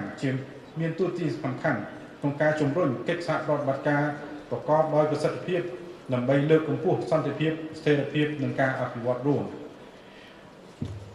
ការបញ្ជាក់សារជាថ្មីអំពីសារៈសំខាន់នៃប្រព័ន្ធអន្តរជាតិដែលផ្អែកលើច្បាប់ហើយដោយយកអង្គការសហជីវជាតិជាស្នូលគឺជាកត្តាសំខាន់មួយទៀតដោយសារការនេះជំរុញឲ្យមានកិច្ចសហប្រតិបត្តិការជាងការប្រជុំមុខដាក់គ្នាហើយដូច្នេះយើងគួររក្សានិងការប្រុងប្រយ័ត្នខ្ពស់ប្រឆាំងនឹងការកើនឡើងនៃភាពតានតឹងជៀសវាងការកាត់នីឬគិតគូរខុសជាយុទ្ធសាស្ត្រហើយងាកមកជំរុញយកសកម្មយ៉ាងសកម្មនៅការកសាងទំនុកចិត្តជាយុទ្ធសាស្ត្រសំខាន់ជាងនេះទៅទៀតយើងមានការចាំបាច់ត្រូវយកចិត្តទុកដាក់គោរពយ៉ាងខ្ជាប់ខ្ជួនចំពោះពហុភាគីនិយមនិងច្បាប់អន្តរជាតិជាពិសេសនៅចំពោះមុខសភាពការនិងសណ្ដាប់ធ្នាប់អន្តរជាតិដែលកំពុងវិវត្តទៅមុខពិភពលោកយើងគួរតែសាងសង់ស្ពានបង្កើតទំនាក់ទំនងនិងមិត្តភាពជាជាងកសាងសង់ជញ្ជាំងដើម្បីបែងចែកខ្ញុំសូមបញ្ចប់នៅបទអន្តរាគមន៍របស់ខ្ញុំសូមអរគុណចំពោះការយកចិត្តទុកដាក់សូមអរគុណ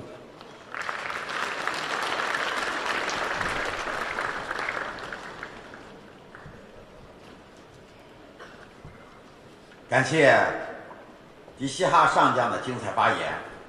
下面有请白俄罗斯国防部长赫列宁·维克托中将发言，有请。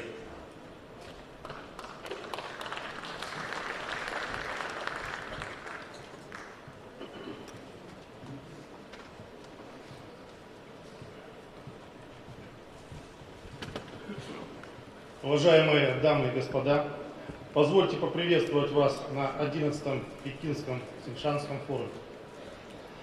В эти дни на гостеприимной китайской земле представители большого числа государств и международных организаций собрались, чтобы обсудить инициативы, которые следует реализовать для закладки фундамента общего мирного будущего. От имени Республики Беларусь хочу выразить благодарность китайской стороне за предоставленную возможность принять участие в этом важном диалоге. Нельзя обойти стороной внимание, которое уделяется руководством Китая позиции людей в погонах по вопросам международной повестки дня. Несмотря на то, что вооруженные силы призваны защищать независимость, территориальную целостность и суверенитет своих стран с оружием в руках, мы, как никто другой, представляем истинные результаты применения современных вооружений и стремимся сделать все возможное, чтобы этого не допустить. Особенно это важно сейчас, когда в мире продолжается множество конфликтов, в которые извне подливается масло, и существует высокая опасность втягивания в них все большего числа участников. В таких условиях любое региональное вооруженное противостояние рискует приобрести глобальный масштаб со всеми вытекающими разрушительными последствиями для земного шара. В нашей стране идеи мира, безопасности, защищенности от внешних угроз и созидания стали и внутриполитической опорой и основой внешней политики. У белорусского народа только за прошлое столетие, познавшего ужасы двух мировых войн, выработалось стойкое неприятие вооруженного конфликта как инструмента мировой политики.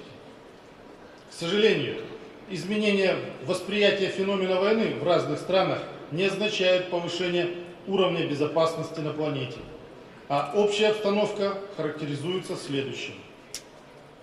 Во-первых, остаются и продолжают активно действовать на международной арене политические силы, не до конца осознающие, как в одно мгновение период относительного мирного существования государств может закончиться. Во-вторых, за ширмой пацифизма некоторыми обществам навязывается представление о происходящих в мире конфликтах как о некой норме.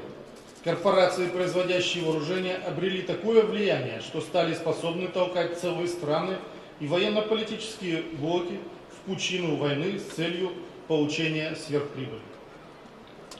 В-третьих, правительство государств, членов НАТО, с особой гордостью докладывает своим народам о росте расходов на военные цели. Сакральная цифра 2% от ВВП уже объявлена достигнутой, но и это не предел. Отдельные из них стремятся еще выше поднять планку военных ассигнований, которые направляются отнюдь не на мирные цели. Ярким примером является повышение отчислений на закупку современных наступательных вооружений и развитие их деструктивного потенциала на укрепление восточного фланга НАТО под немыслимым предлогом планируемой агрессии со стороны России и Белоруссии. Мы уже проживали подобную ситуацию во времена Холодной войны. Тогда, после всеобъемлющей гонки вооружений, все осознали, что не существует иной основы для обеспечения безопасности и стабильности, кроме мирного существования государств и народа.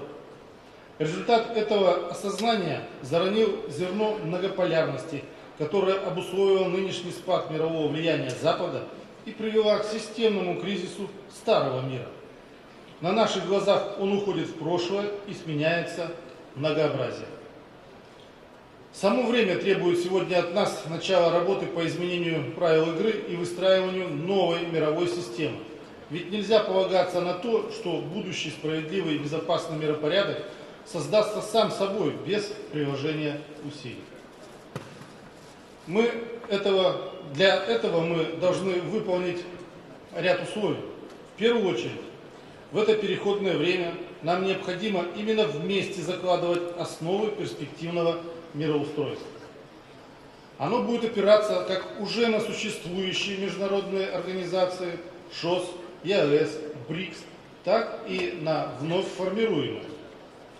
Надежным базисом для этого является то, что их участники выступали и продолжают выступать за многополярность без силового насаждения чужих идеалов.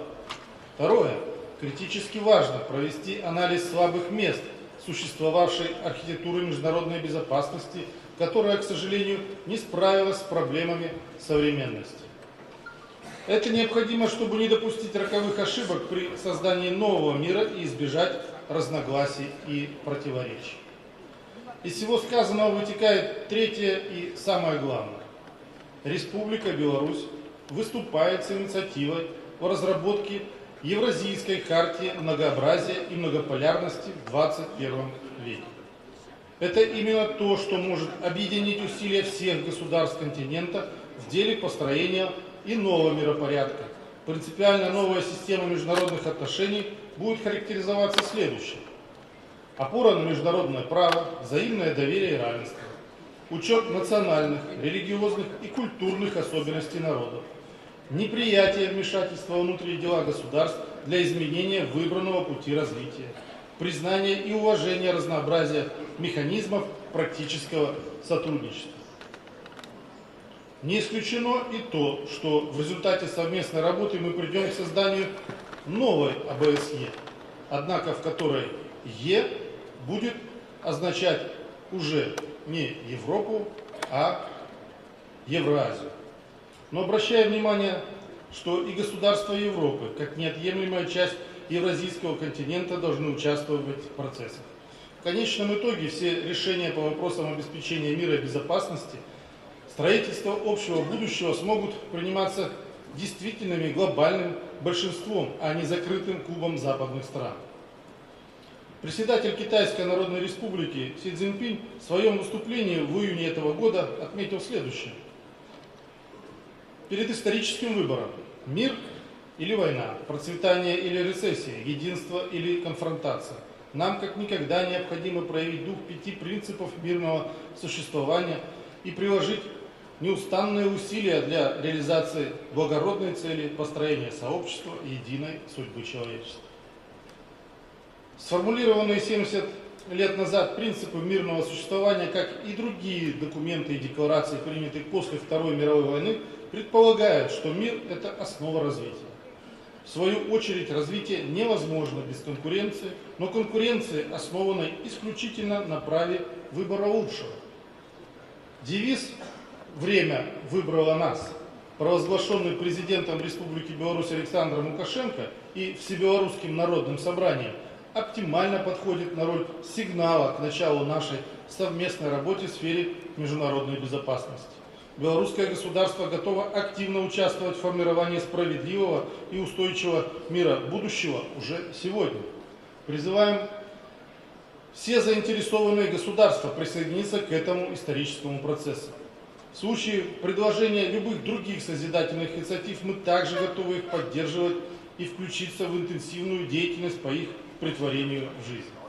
Завершая свое выступление, хочу в очередной раз предложить нашим друзьям и партнерам, независимо от континентов, на которых находятся их страны, сотрудничество, направленное в конечном итоге на единственную цель – сделать мир благополучным, безопасным и нерушимым. Благодарю за внимание.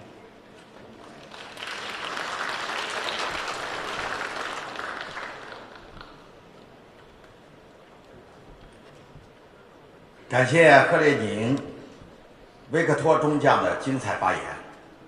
下面有请坦桑尼亚国防和国民服务部长斯德格门纳·劳伦斯·塔克斯发言，有请。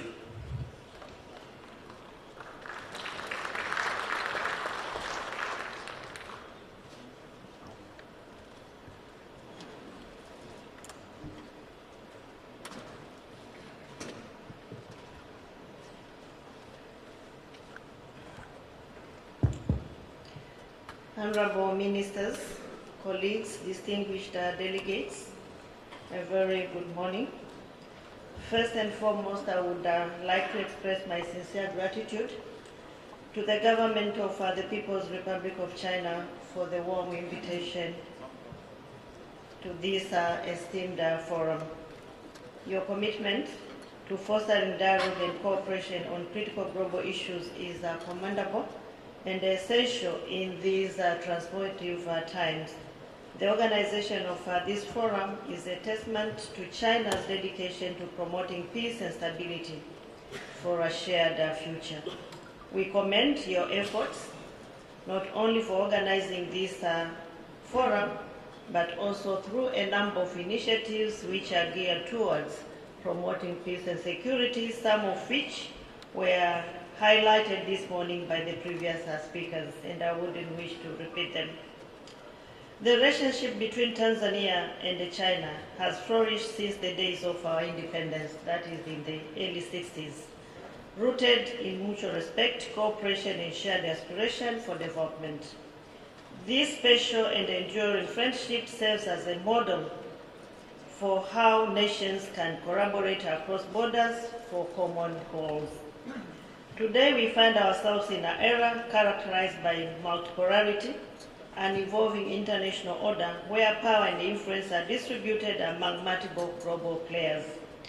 This shift represents a significant transformation from unipolar, offering a unique opportunity for nations to assert their voices and their interests on the global stage.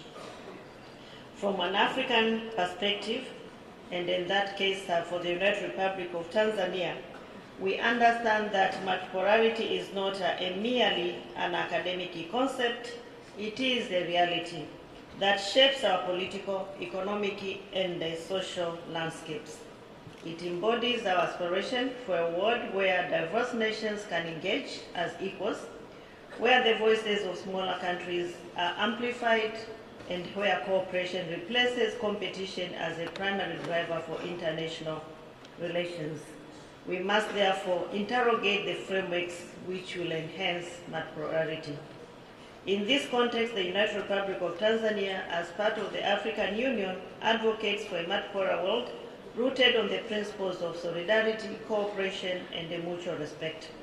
We believe that dialogue, peaceful means of solving conflict, and the equitable distribution of powers enhances global stability and fosters an environment where peace can thrive.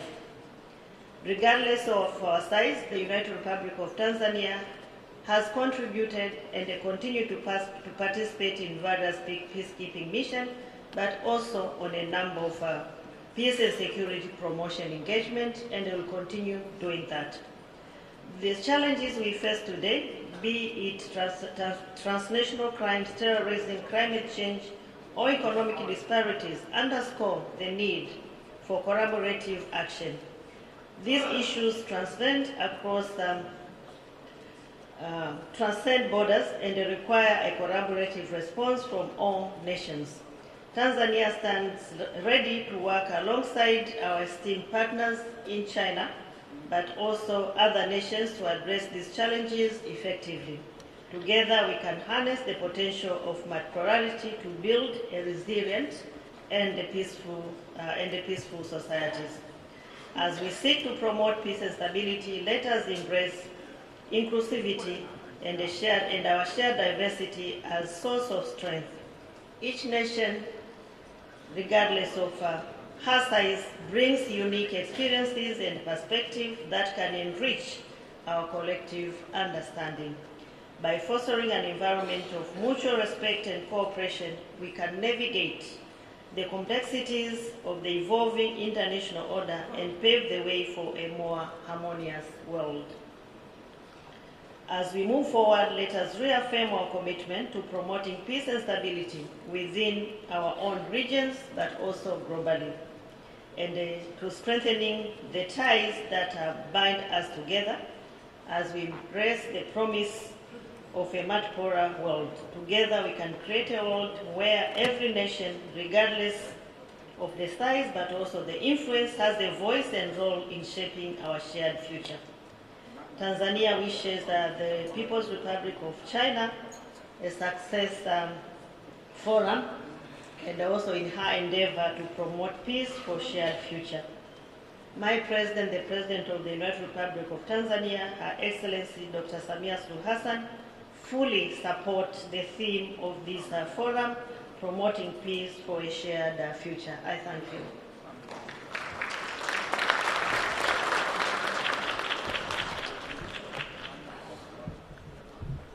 感谢斯德哥明纳劳伦斯塔克斯部长的精彩发言。长级代表贝蒂阿索莫发言，有请。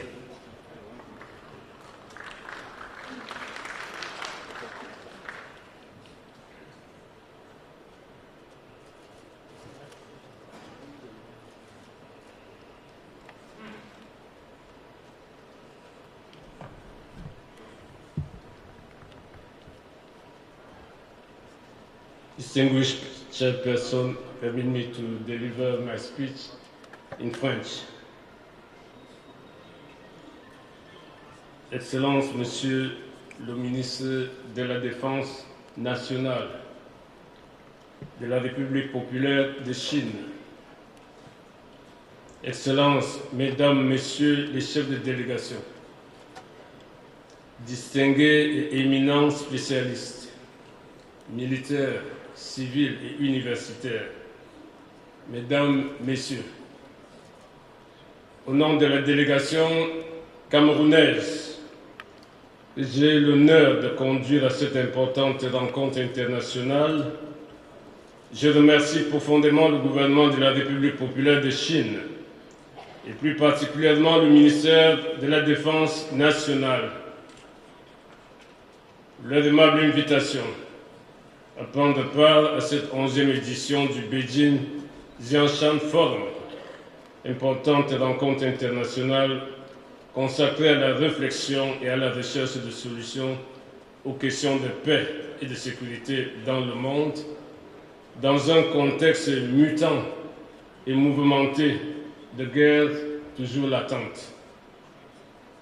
Merci pour l'aimable accueil qui nous a été réservé, ainsi que pour les très bonnes dispositions prises pour rendre notre séjour à la fois utile, agréable et fructueux dans cette belle et grande ville de Beijing. Je salue chaleureusement toutes les autres délégations des pays et institutions amis qui prennent part à ces travaux. Mesdames, Messieurs, je me sens particulièrement honoré de prendre la parole ce jour au nom de mon pays, le Cameroun, dans le cadre du thème global de ce forum qui est « Promouvoir la paix pour un avenir commun », thème visant à réfléchir à travers des regards croisés sur la place du Sud global dans les dynamiques de paix et de développement dans ce monde toujours plus globalisé qui est le nôtre. Cette importante thématique vient nous rappeler notre responsabilité commune face à l'inexorable dynamique de globalisation des relations internationales et l'impossibilité subséquente pour un État ou groupe d'États de vivre en circuit fermé, mais aussi l'impératif de construire un système global porteur des légitimes aspirations de toutes les nations, grandes comme petites, un système que nous voulons plus équitable pour tous. Certes, le monde n'a jamais été un espace de paix complète, d'équilibre parfait, de justice et d'égalité réelle entre les nations. Mais il faut relever que les temps que nous vivons actuellement sont particulièrement troubles et préoccupants quant à l'avenir du système international actuel. Nous vivons en effet dans un monde où les inégalités entre les États ne cessent de croître en dépit des liens commerciaux. Dans cet environnement globalement inégalitaire, le multilatéralisme donne parfois l'impression de vaciller au regard de sa capacité à répondre efficacement aux besoins des États et des peuples, et surtout à contenir, canaliser et discipliner les tentations ou ambitions hégémoniques affichées de certains États ou blocs d'États. L'on assiste à l'exacerbation délibérée de la compétition et voire des rivalités entre États et blocs d'États, à l'entretien délibéré par certains d'un climat de tension et de guerre, hélas préjudiciable au développement des jeunes et fragiles États que sont la plupart de nos pays en Afrique. Excellences, distingués participants, Mesdames, Messieurs, dans ce contexte international particulièrement sensible et éruptif, le Sud global, ce vaste ensemble composite, constitué de pays ayant pour la plupart enduré par le passé des rapports de domination, se positionne comme une autre voie, une force de proposition d'un nouvel ordre des relations internationales plus égalitaire et équitable, moins violent et moins destructeur de l'environnement. Le Sud global, plus structuré et plus percutant, pourrait constituer une force qui compte davantage sur la scène internationale, au-delà d'une simple figure de géographie politique et stratégique sur la map monde. Le Sud global pour le Cameroun ne saurait toutefois devenir un nouveau bloc qui vient alimenter ou animer la compétition internationale ruineuse des efforts des plus faibles. Il doit être une force porteuse d'une nouvelle approche et même d'une nouvelle éthique des relations internationales. Il doit ainsi se sentir préoccupé par les conflits armés dont la persistance altère la paix et siphonne les ressources dont disposent certains États pour sortir leur peuple de la pauvreté. En Afrique, des foyers de guerre et de déstabilisation connus de tous et entretenus par certaines forces exogènes privent, hélas, certains de nos peuples déjà pauvres des ressources qui devraient contribuer à leur bien-être, mais qui sont dilapidées à enrichir les marchands d'armes et les réseaux criminels. Le Sud global doit, à nos yeux, en outre, contribuer à la résolution des injustices historiques qui demeurent des sources de conflits, engendrant parfois de cruelles atrocités qui n'émeuvent même parfois plus certaines des consciences, anesthésiées à force d'être quotidiennement bombardées des images d'horreur et d'actes effroyables que rien ne semble pouvoir arrêter dans certains points de l'Afrique. Il devrait, ce Sud global, œuvrer à l'avènement d'un système économique et commercial international plus équitable, ainsi que d'un système financier moins prédateur pour des économies faibles. Il doit contribuer à sauver le multilatéralisme, un multilatéralisme équitable pour tous, d'où la nécessité d'une réforme de la gouvernance des institutions internationales. À cet égard, permettez-moi, Mesdames, Messieurs, de me référer aux sages propos de mon président, Son Excellence M. Paul Biya. Je cite: « Reconnaître le Sud, les modes de régulation en vigueur déséquilibrés au profit des acteurs les plus puissants ne confère pas à la gouvernance mondiale une réelle légitimité. Le monde actuel semble perdre sa vocation à protéger les plus vulnérables, à promouvoir une gouvernance mondiale plus juste et plus inclusive et à fonder entre les nations une véritable communauté de destin. » Fin de citation. Le Sud global doit aussi œuvrer à la sécurité pour tous. Sécurité militaire, sécurité alimentaire en s'opposant aux logiques de chantage alimentaire et en veillant à la sécurité des circuits et chaînes d'approvisionnement, sécurité énergétique en contribuant à la satisfaction des besoins énergétiques des plus faibles, entre autres. Il doit œuvrer à la considération de tous les peuples par un traitement juste des crises internationales, dans le respect égal et non manipulateur des règles et principes du droit international.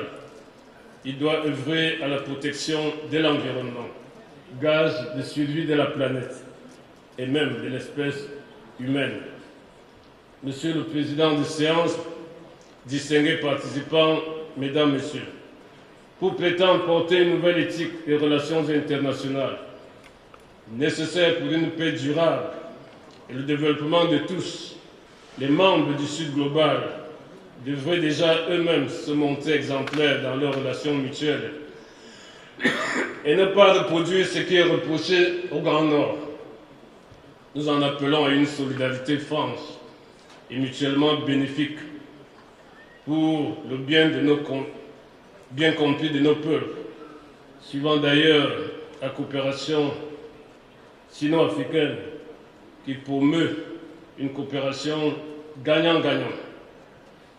Le Cameroun, pour sa part, sous la conduite de son gouvernement, Son Excellence M. Paul Biya, notre Président, en maintenant intacte sa foi dans les vertus du multilatéralisme global, tel que prescrit par les Nations Unies, pense que la dynamique de solidarité sud-sud constitue un facteur majeur et une chance pour le développement global du monde et la construction durable de la paix.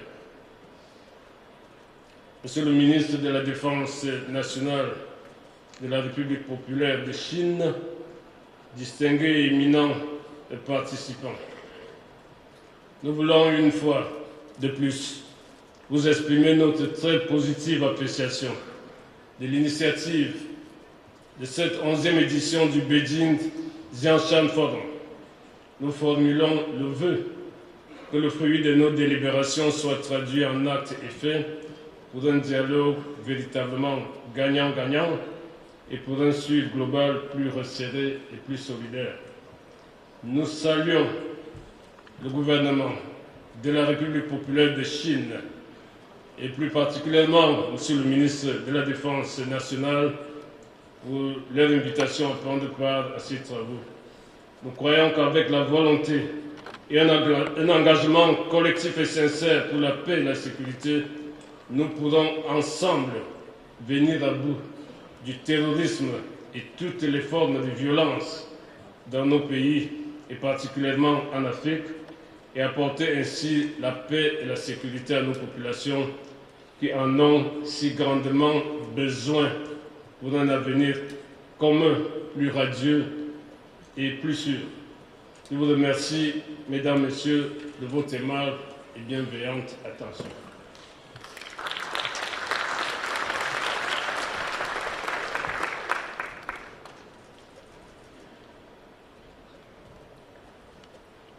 感谢贝蒂阿索莫代表的精彩发言。下面有请伊朗武装力量军队总协调官哈比普拉萨亚里海军准将发言，有请。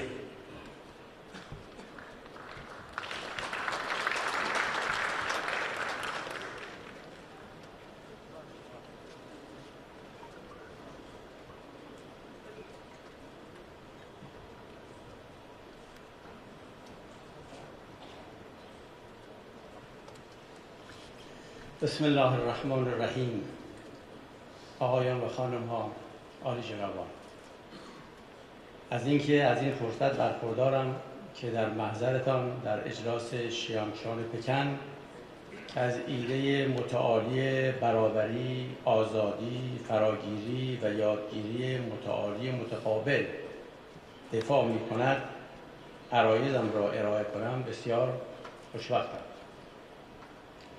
مشتاق هستم در این جمع خبرگی که نخبگان، متفکران و دانشمندان بزرگ در آن حضور دارند موضوعاتی را مطرح نموده و نظر همکاران خود را به آنها جلب نمایم.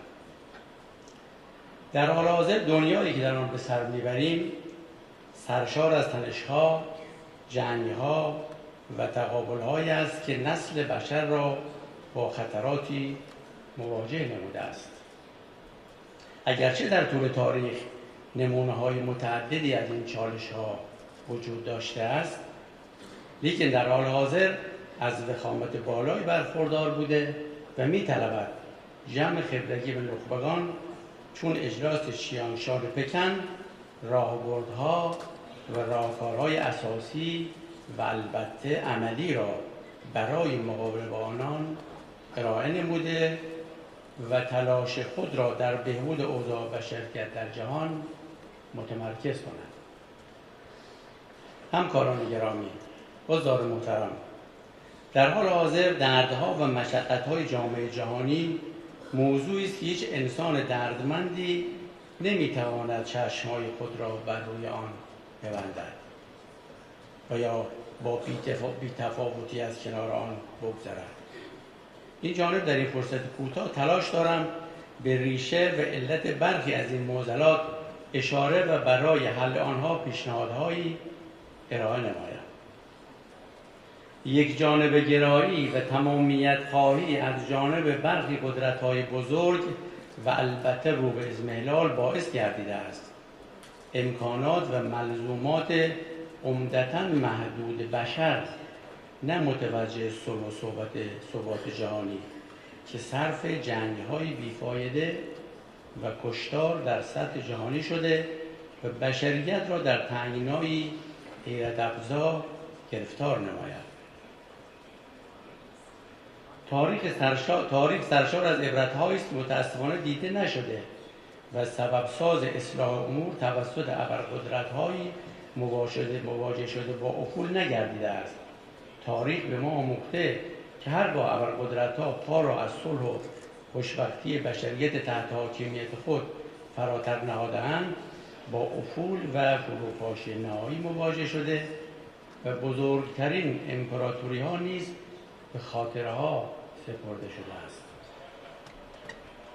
در زمان حاضر یک جانب گرایان و تمامیت خواهان بر اساس تمایلات ذاتی قدرت‌های رو به افول اراده‌ای برای تغییر خاص و میل استکباری خود ندارند و با ایجاد جنگ‌های نیابتی در جهان در صدد ارضاء خوی وحشیگری و زورگویی خود میباشند و برای کسب منافع استعماری خویش تلاش‌های بی‌ثمری را دنبال می‌کنند.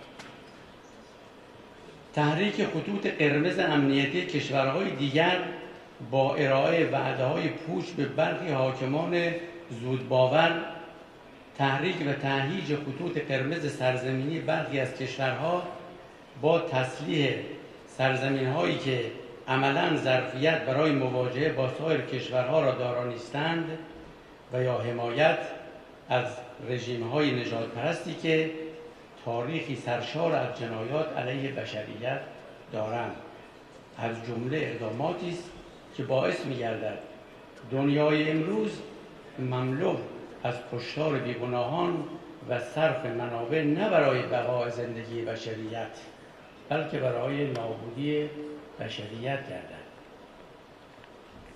ایجاد گروه‌های تروریستی که فجایع بسیاری را در مناطق مختلف مرتکب می‌شوند، حمایت از حکومت‌های اقتدارگرا و دیکتاتور و حمایت از کودتاهای سخت و نرم و رنگی در جهان، علاوه بر این که نمایانگر تغییر طیف راهبردهای یک جانب گرایان رو به افول است، باعث گسترش فلاکت در نقاط مختلف جهان شده و جهان را تبدیل به محیطی نه برای زندگی که برای کشتار و جنایات نموده است.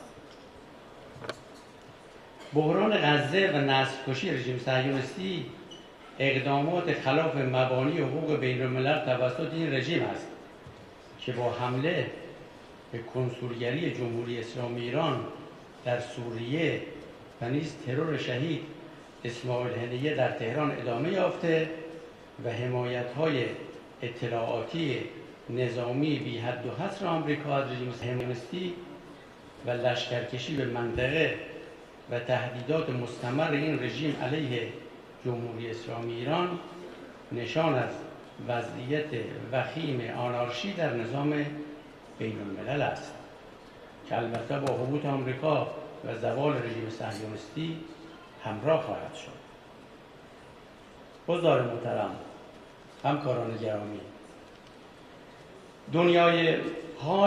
دنیای حال حاضر ما نه دنیایی پر امید و نشاط، که دنیایی پر از کشتار انسان‌های بیگناهی است که به جرم تلاش برای آزادی، برابری و تعیین سرنوشت خود تلاش می‌کنند. خودمحوری و یکجانبه گرایی جهان را به سمت نکبت روزافزون سوق داده و وظیفه خبرگان و نخبگانی چون جمع حاضر و سایر نهادهای مشروع بین المللی همچون پیمان همکاری شانگهای و بریکس تلاش در جهت مقابله با منشأ شر جهانی است.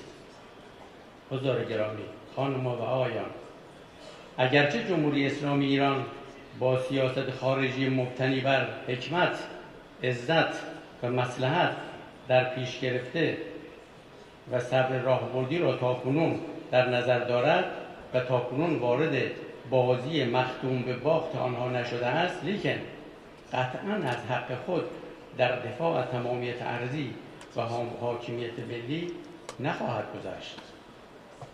رفع تهدید امنیتی جمهوری اسلامی ایران مهمترین اصل برای ایجاد ثبات و همکاری در منطقه به شمار می آید. بر این مبنا نظریه امنیت برای همه در راهبرد دفاعی جمهوری اسلامی ایران رکن اصلی محسوب می شود، به طوری که گونه ایجاد ناامنی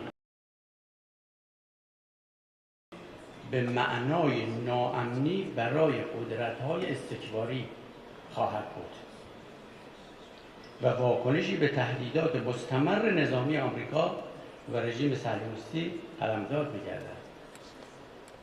امروزه نیروهای مسلح جمهوری اسلامی ایران در زمین، هوا، دریا، زیر سطح و فضا در حال تلاش برای ارتقاء کمی و کیفی امنیت جهت ترویج و توسعه امنیت برای همه خیرخواهان جهان است.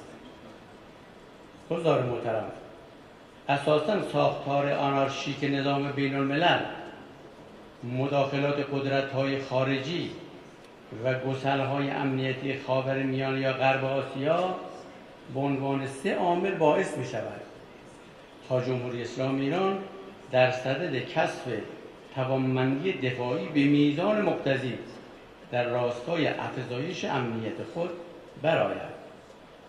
امروز نیروهای مسلح جمهوری اسلامی ایران بزرگترین و مقتدرترین سازمان ضد تروریستی جهان محسوب می‌شود. نیروهای مسلح جمهوری اسلامی ایران در سطح منطقه با هر گونه خودسری، بی‌انضباطی و عدم پایبندی به مبانی و اصول بین الملل به جد برخورد خواهد کرد و تأمین برخورد را رهبران به اصطلاح هژمونی جهانی بارها چشیدند. همکاران گرامی، دنیای ما بیش از اسلحه و همدلی نیاز دارد. بیش از بمب به بهداشت نیاز دارد و فراتر از جنگ باید به صلح بیندیشد. و این دقیقاً برخلاف اهداف همان زورگویان جهان است. آنان که بقای خود را در گستراندن جنگ در نقاط مختلف جهان تعریف کرده‌اند، به نظر می‌رسد کورکورانه منافع کمپانی‌های اسلحه سازی و مجتمع‌های نظامی صنعتی را دنبال می‌کنند. جمهوری اسلامی ایران دعوت می‌کند تا همگان زیر پرچم صلح، برابری و آزادی و ایجاد فرصت‌های فراگیر برای یادگیری در قالب امنیت با هم و به هم پیوسته متحد و متفق شوند و با ایستادن در مقابل ابرقدرت‌های خونریز آنان را در رسیدن به اهدافشان ناکام و بشریت را منطبق با ابتکارهای مطرح شده توسط صلح‌خواهان جهانی مانند رئیس جمهور چین شامل ابتکار امنیت جهانی، ابتکار توسعه جهانی و ابتکار تمدن جهانی به سرمنزل سعادت نائل کند. ما به دنبال توسعه اتحادهایی بر اساس پیشرفت و سعادت بشری بوده و مشتاقیم در طرح‌های کشورهای دوست و برادر خود در مسیر کمربندهای توسعه‌ای مانند یک کمربند یک جاده همراه و شریک امن و قابل اتکا باشیم، زیرا راه‌های توسعه را به صلاح آبادانی و پیشرفت همگان در جهان می‌دانیم و آن را فراتر از امیال استعماری اشغالگران قلمداد می‌کنیم. جمهوری اسلامی ایران از سیاست همسایگی بهره می‌برد و نسبت به بازآفرینی مفاهیم سیاست همسایگی اقدام نموده و اساساً با پیچیدگی روابط بین‌الملل و نظم‌های منطقه‌ای توجه به دیپلماسی فعال به سیاست همسایگی به منظور قدرت‌سازی و تأمین منافع ملی و فراملی از جمله ضروریات راهبردی کشورها میباشد. این جانب به عنوان نماینده کشورم خود را حامی و پشتیبان اجراس متعالی و همسان با اهداف عالی کشور خود می‌دانم و البته این اهداف به هیچ عنوان منافی درک واقعیت‌های تلخ در جهان نیست و تحولات دردناک آن نیست. ما در عین حقیقت جویی واقعیت جهان را به خوبی درک کرده و در عین صلح‌خواهی و تلاش جهت سعادت و آرامش بشریت از این واقعیت آگاهیم که برای مواجهه با جنایتکاران بین‌المللی نیاز به اقدامی سخت و متنبه کننده است. این اجلاس می‌تواند منشأ اقدامات فرهبخش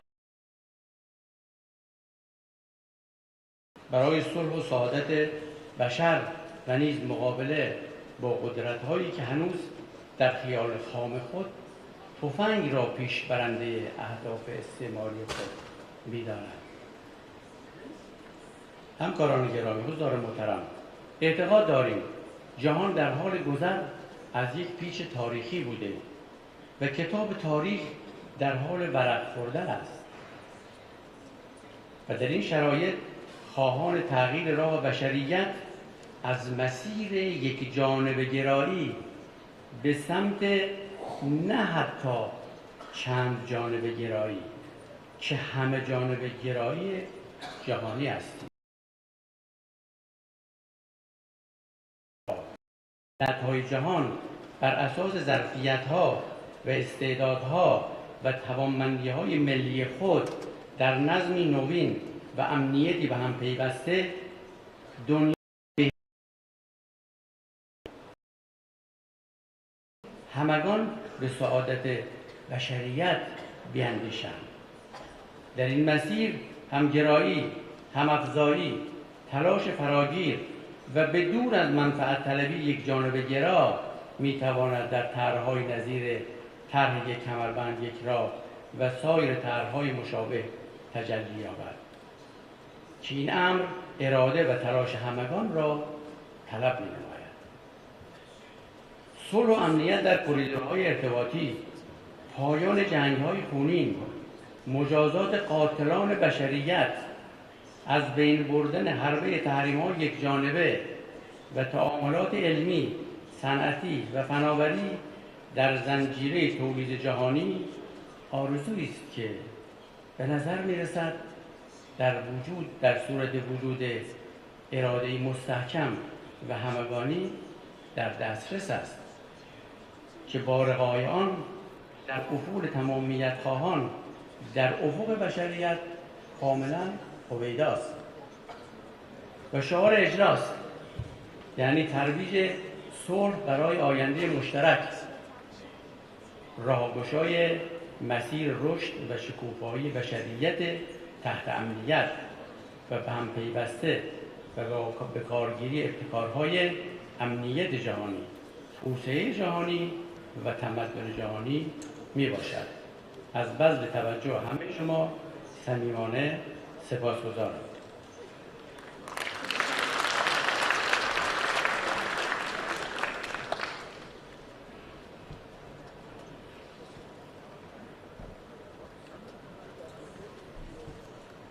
感谢哈比普拉萨亚里海军准将阁下的精彩发言。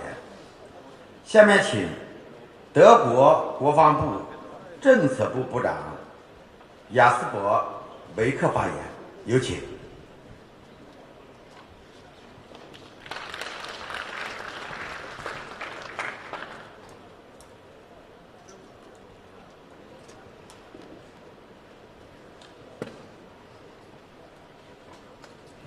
Mr. Chairman, distinguished delegates, first of all, thank you very much for the invitation to this year's CHANG Forum, and thank you for the opportunity to address this audience. And I want to congratulate the organizers, the Chinese Association for Military Service and the Chinese Institute for International Strategic Studies for choosing the topic of this second plenary session, multipolarity in an evolving world. I think it's a very good choice, this topic, because it makes us think about the world that we are living in and the world that we all have a responsibility to shape in a way that it fulfills the expectations of our nations, of our peoples around this globe. To start with, I want to make clear that Germany fully subscribes to the notion of multipolarity. Last year, the federal government decided and endorsed our first national security strategy, and it clearly says, or in the preface of the Chancellor, that the 21st century will be multipolar. And later in this strategy, it says that we are living in an era of growing multipolarity. Now, multipolarity, first of all, is a description. It describes that there are several centers of gravity around the world. It does not yet say how it fulfills the expectations the people have regarding a functioning world order that delivers on peace, freedom, and prosperity. There are many questions linked to multipolarity. I leave aside and I leave it to the academics to discuss the question how many poles this multipolar world has, whether it's 5, 15 or 50 poles. For me it's important to say that it's not only countries that can constitute a pole, but also regional organizations. In our case, we consider the European Union as a pole, and when it comes to defense, we consider NATO, a defensive alliance, as a pole.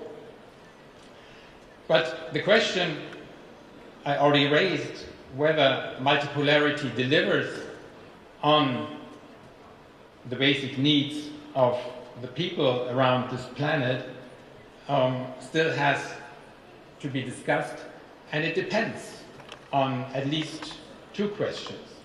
The first question is, how do the poles manage their relationship among themselves?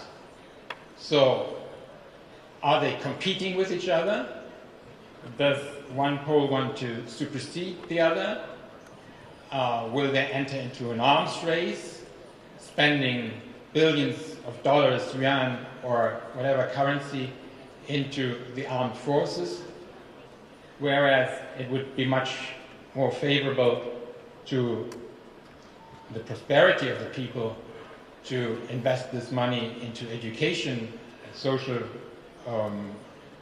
welfare, and a sustainable development which does not harm to the basis on which our lives are funded.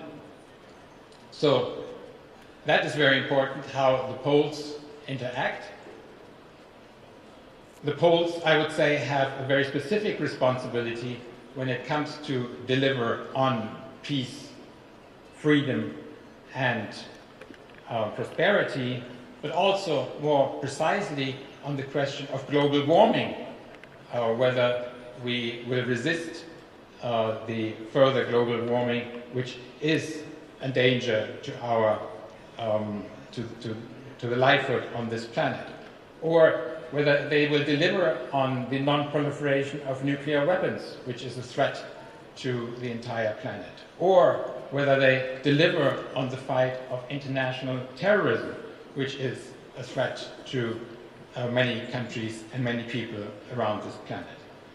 So this is an important question. The other question is what attitude the poles entertain towards the countries that lie between these poles, whether they respect their sovereignty, their territorial integrity, or whether they claim zones of influence around them, compromising on the sovereignty and territorial integrity of their neighbors. This is not a purely academic question. It is a question that we have urgently to deal with in these days, because as we see, one pole in our today's world has invaded its neighbor, has waged a full-fledged invasion against its smaller neighbor, has redrafted the borders to its own benefit, and the international community has given a clear response.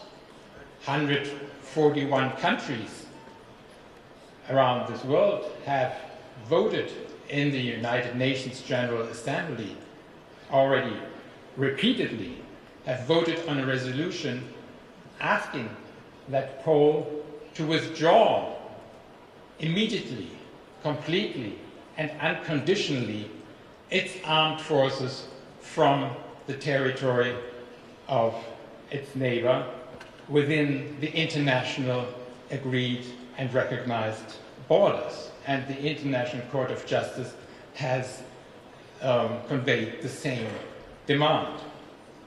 But this pole has decided otherwise. It has not followed this clear demand of the international community. If we let that go, if we tolerate such behavior that the poles can invade into the neighboring countries and that might makes right, we will enter into an endless series of wars around the world, because other poles will perhaps see themselves encouraged to do the same, and this will cause an endless series of suffering. And let me underline that all those countries who support the invader, be it through providing its territory, be it through delivery of arms, or supporting by other means the war industry of this country, of this pole, they bear a co-responsibility for this degradation of international relations, for the human suffering, and for the atrocities which are committed with hundreds of thousands of people that have already died in this war, soldiers and civilians. So what I want to say is multipolarity is a fact, so we have centers of gravity, but this multipolarity needs a framework. It has to be embedded into a framework. And that framework consists of, first of all, international conventions, binding conventions, and I think the UN Charter is the center of these conventions, but you can add hundreds of conventions, the Non-Proliferation Treaty, the Arms Trade Treaty, the United Nations Convention on the Law of the Seas, which has its core principle the freedom of navigation, a principle that many nations, and in particular China, as a world trading nation, but also Germany, which considers itself also as a world trading nation, depend on.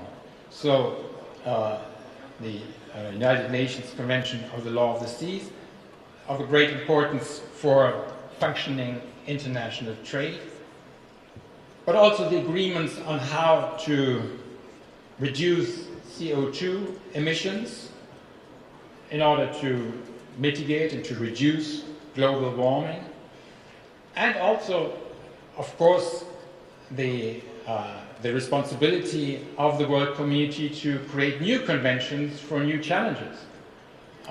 For example, regarding space, we have a space treaty from 1967, but probably developments have been so dynamic that it's worth thinking about updating such a convention. So it's also a dynamic process of international conventions. And then we need strong international institutions. And here again, the United Nations is certainly the core institution with all its sub-institutions and the family of which all make up this UN family, including the International Court of Justice and the International Criminal Court. But also the World Trade Organization being at the core of our trading relations around this world. And then I think this has already been mentioned during this morning several times, the importance of regional integration, regional organizations like ASEAN, which plays such a tremendous role for the integration, but also for the dialogue far beyond ASEAN with the various fora it has created over the past years and decades, but also the African Union and, as a German, of course, the European Union, which has a great importance for the stability and for dealing with global challenges. And here again, as I said, with the conventions, you have to work on new conventions regarding for addressing new challenges, and you have to think about new organizations and new fora also to keep pace with the international development. And one of the recent fora that has been created is the G20, which also reflects the multipolarity in our world order. But most importantly, I would say if we want multipolarity to function, we have to assure trust and confidence among the nations around this globe, and that is true in particular for the military domain, because it lends itself for suspicion and not for trust and confidence. So here we bear responsibility to avoid unintended spirals of escalation through building trust and confidence. When I entered the diplomatic service roughly 30 years ago, in Europe we were about to create a pan-European security architecture, bringing together former foes and adversaries of the Cold War. We created the OSCE, the Organization for Security and Cooperation in Europe. We created the NATO-Russia Council with dozens of committees and subcommittees, and if I remember, my time at our NATO delegation, I think the Russian delegation was larger than the German delegation, although Germany is a member of NATO, but Russia was part of the NATO-Russia Council, and we took that very seriously to create a pan-European security architecture. And part of this security architecture was confidence and security building measures. For example, pre-notification of exercises, or inviting each other to the exercises we conduct in the various formats. Or the site visits. So we invited each other to visit military sites in our countries and in the other former Warsaw Pact countries. All this contributing to transparency and confidence. We even made reports each and every year about our military capabilities, so that everyone knows the military potential of the other side.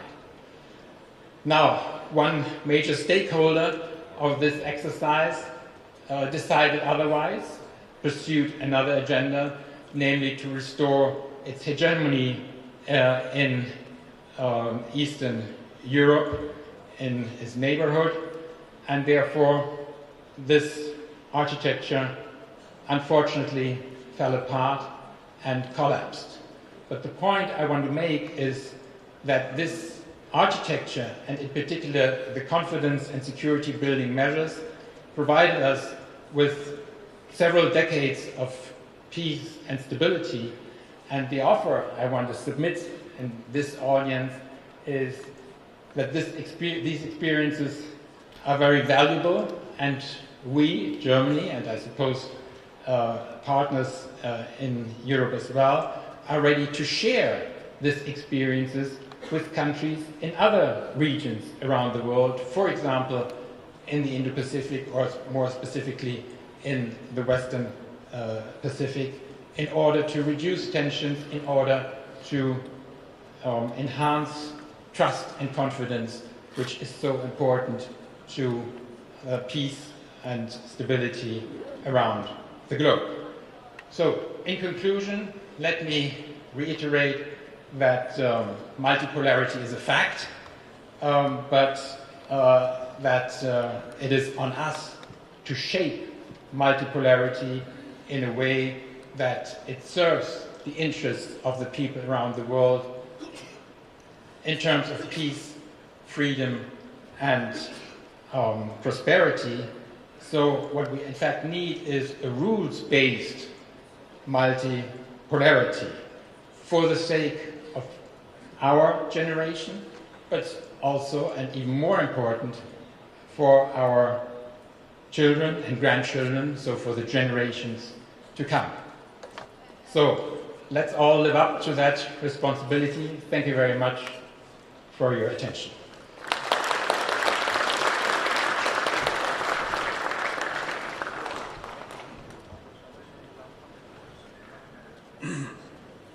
感谢雅斯伯维克部长的精彩发言。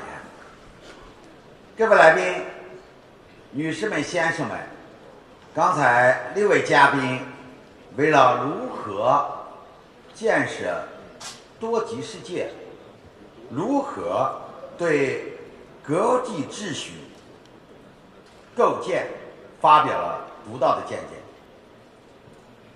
下面进入到提问环节，特别提醒提问的各位来宾一定点出向谁提问。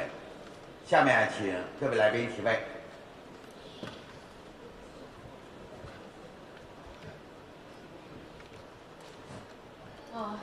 谢谢院长。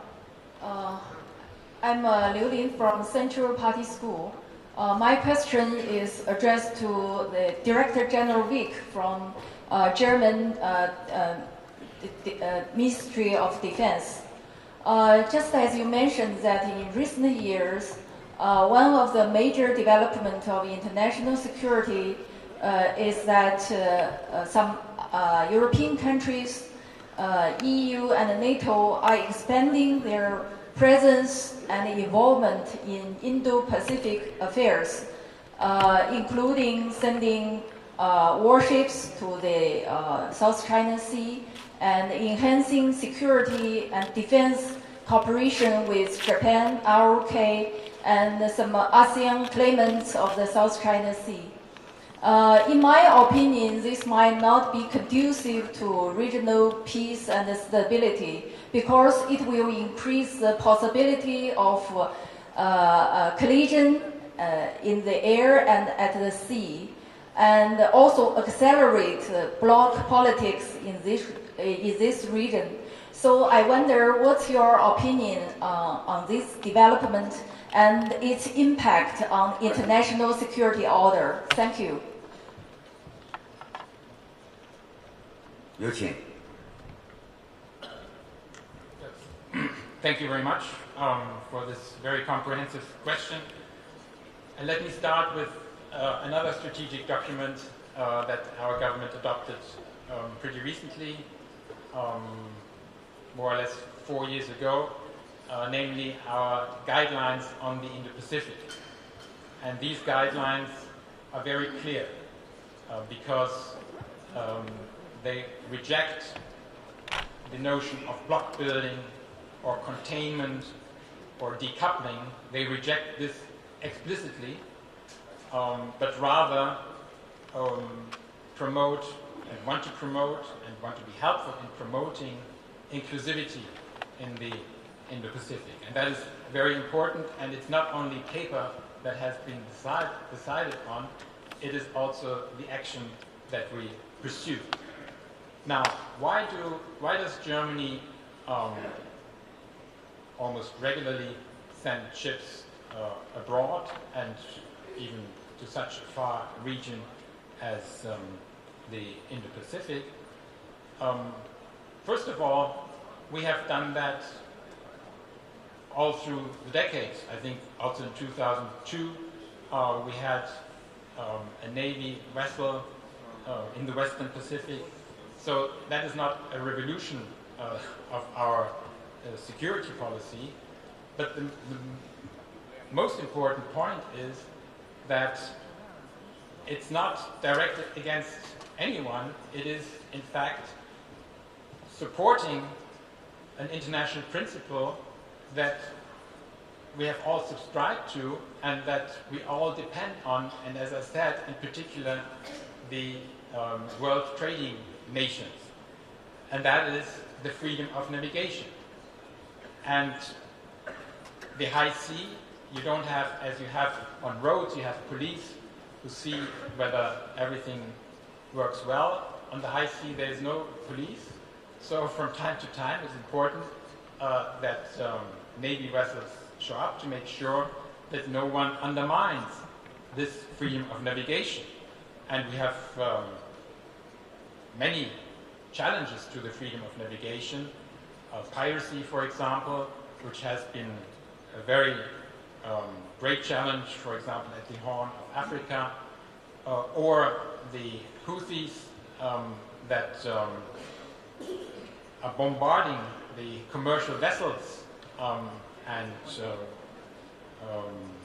want to undermine not only the freedom of navigation, but the trade through the Red Sea and the Suez Channel. And there are other challenges to the freedom of navigation, in particular when it comes to disputes on the status of maritime areas. And here, as you mentioned, the South China Sea, we have a legal clarity because there has been an arbitral award in 2016, which clearly says and speaks about the status, namely that it's an international waters and that historic claims are unjustified. So there are challenges to the freedom of navigation, and we all have a common interest in making sure that the principle of freedom of navigation is respected all over the world, or at least across the oceans and the maritime areas. 第二个问题。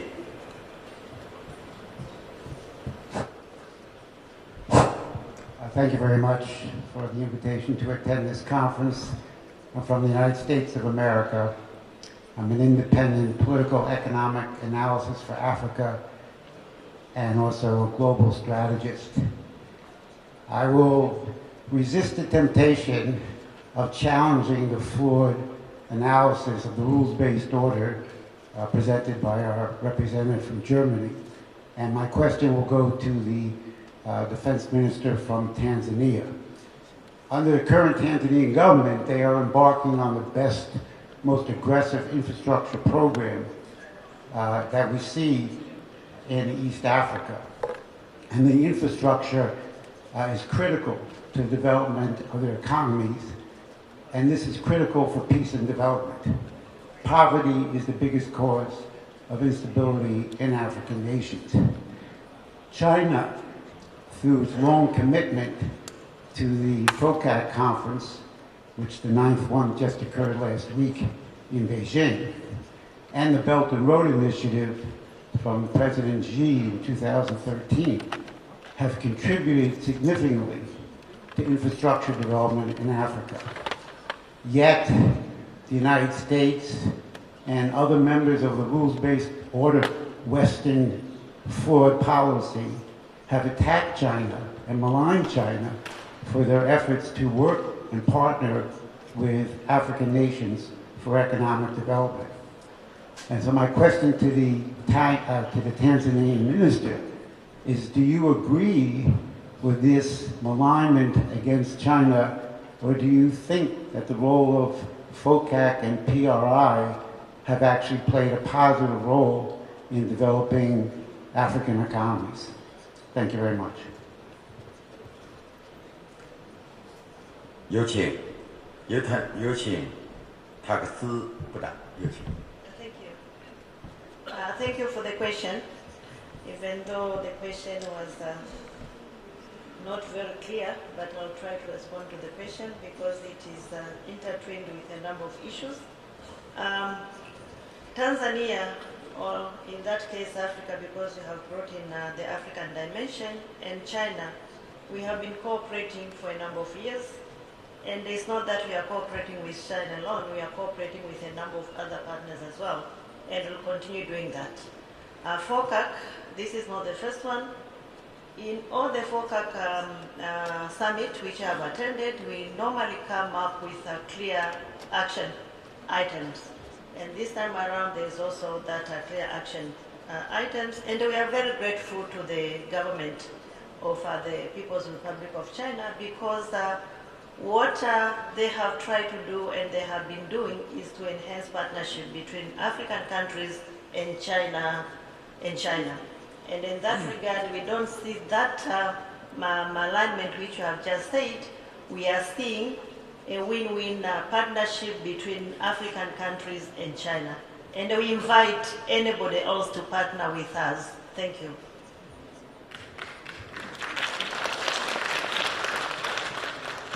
女士们、先生们、朋友们，因为时间原因，提问到此结束。上午的交流恳切而深入，各位嘉宾为了会议主题畅所欲言，各抒己见，让我们加深了了解，加强了互信，增强了友谊。现在我已经闻到了饭香了，已经到吃饭的时间了。我们会议为大家准备了各种不同的午餐，请工作人员引导各位来宾到餐厅就餐。让我们再次感谢6位嘉宾，谢谢。上午的会议到此结束。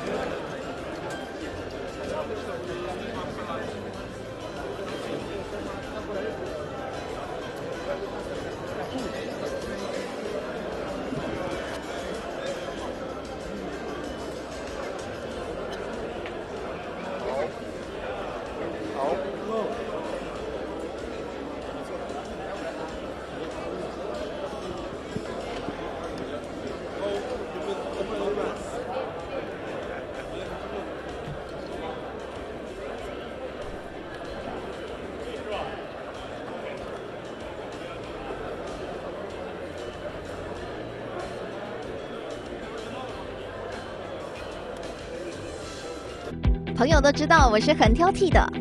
防晒乳我选 KS 皇家呵护抗光清爽高防晒凝露，因为它有媲美蓝光神盾的抓藻植萃，保护我在阳光下延缓肌肤老化，维持青春弹力。可以防御工作环境里的3C 商品，各种光源对肌肤的伤害，擦起来清爽不黏腻。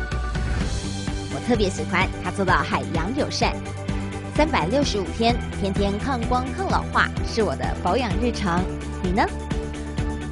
呵护您，呵护全家人，专属你的 KS Royal Care 抗光清爽高防晒凝露。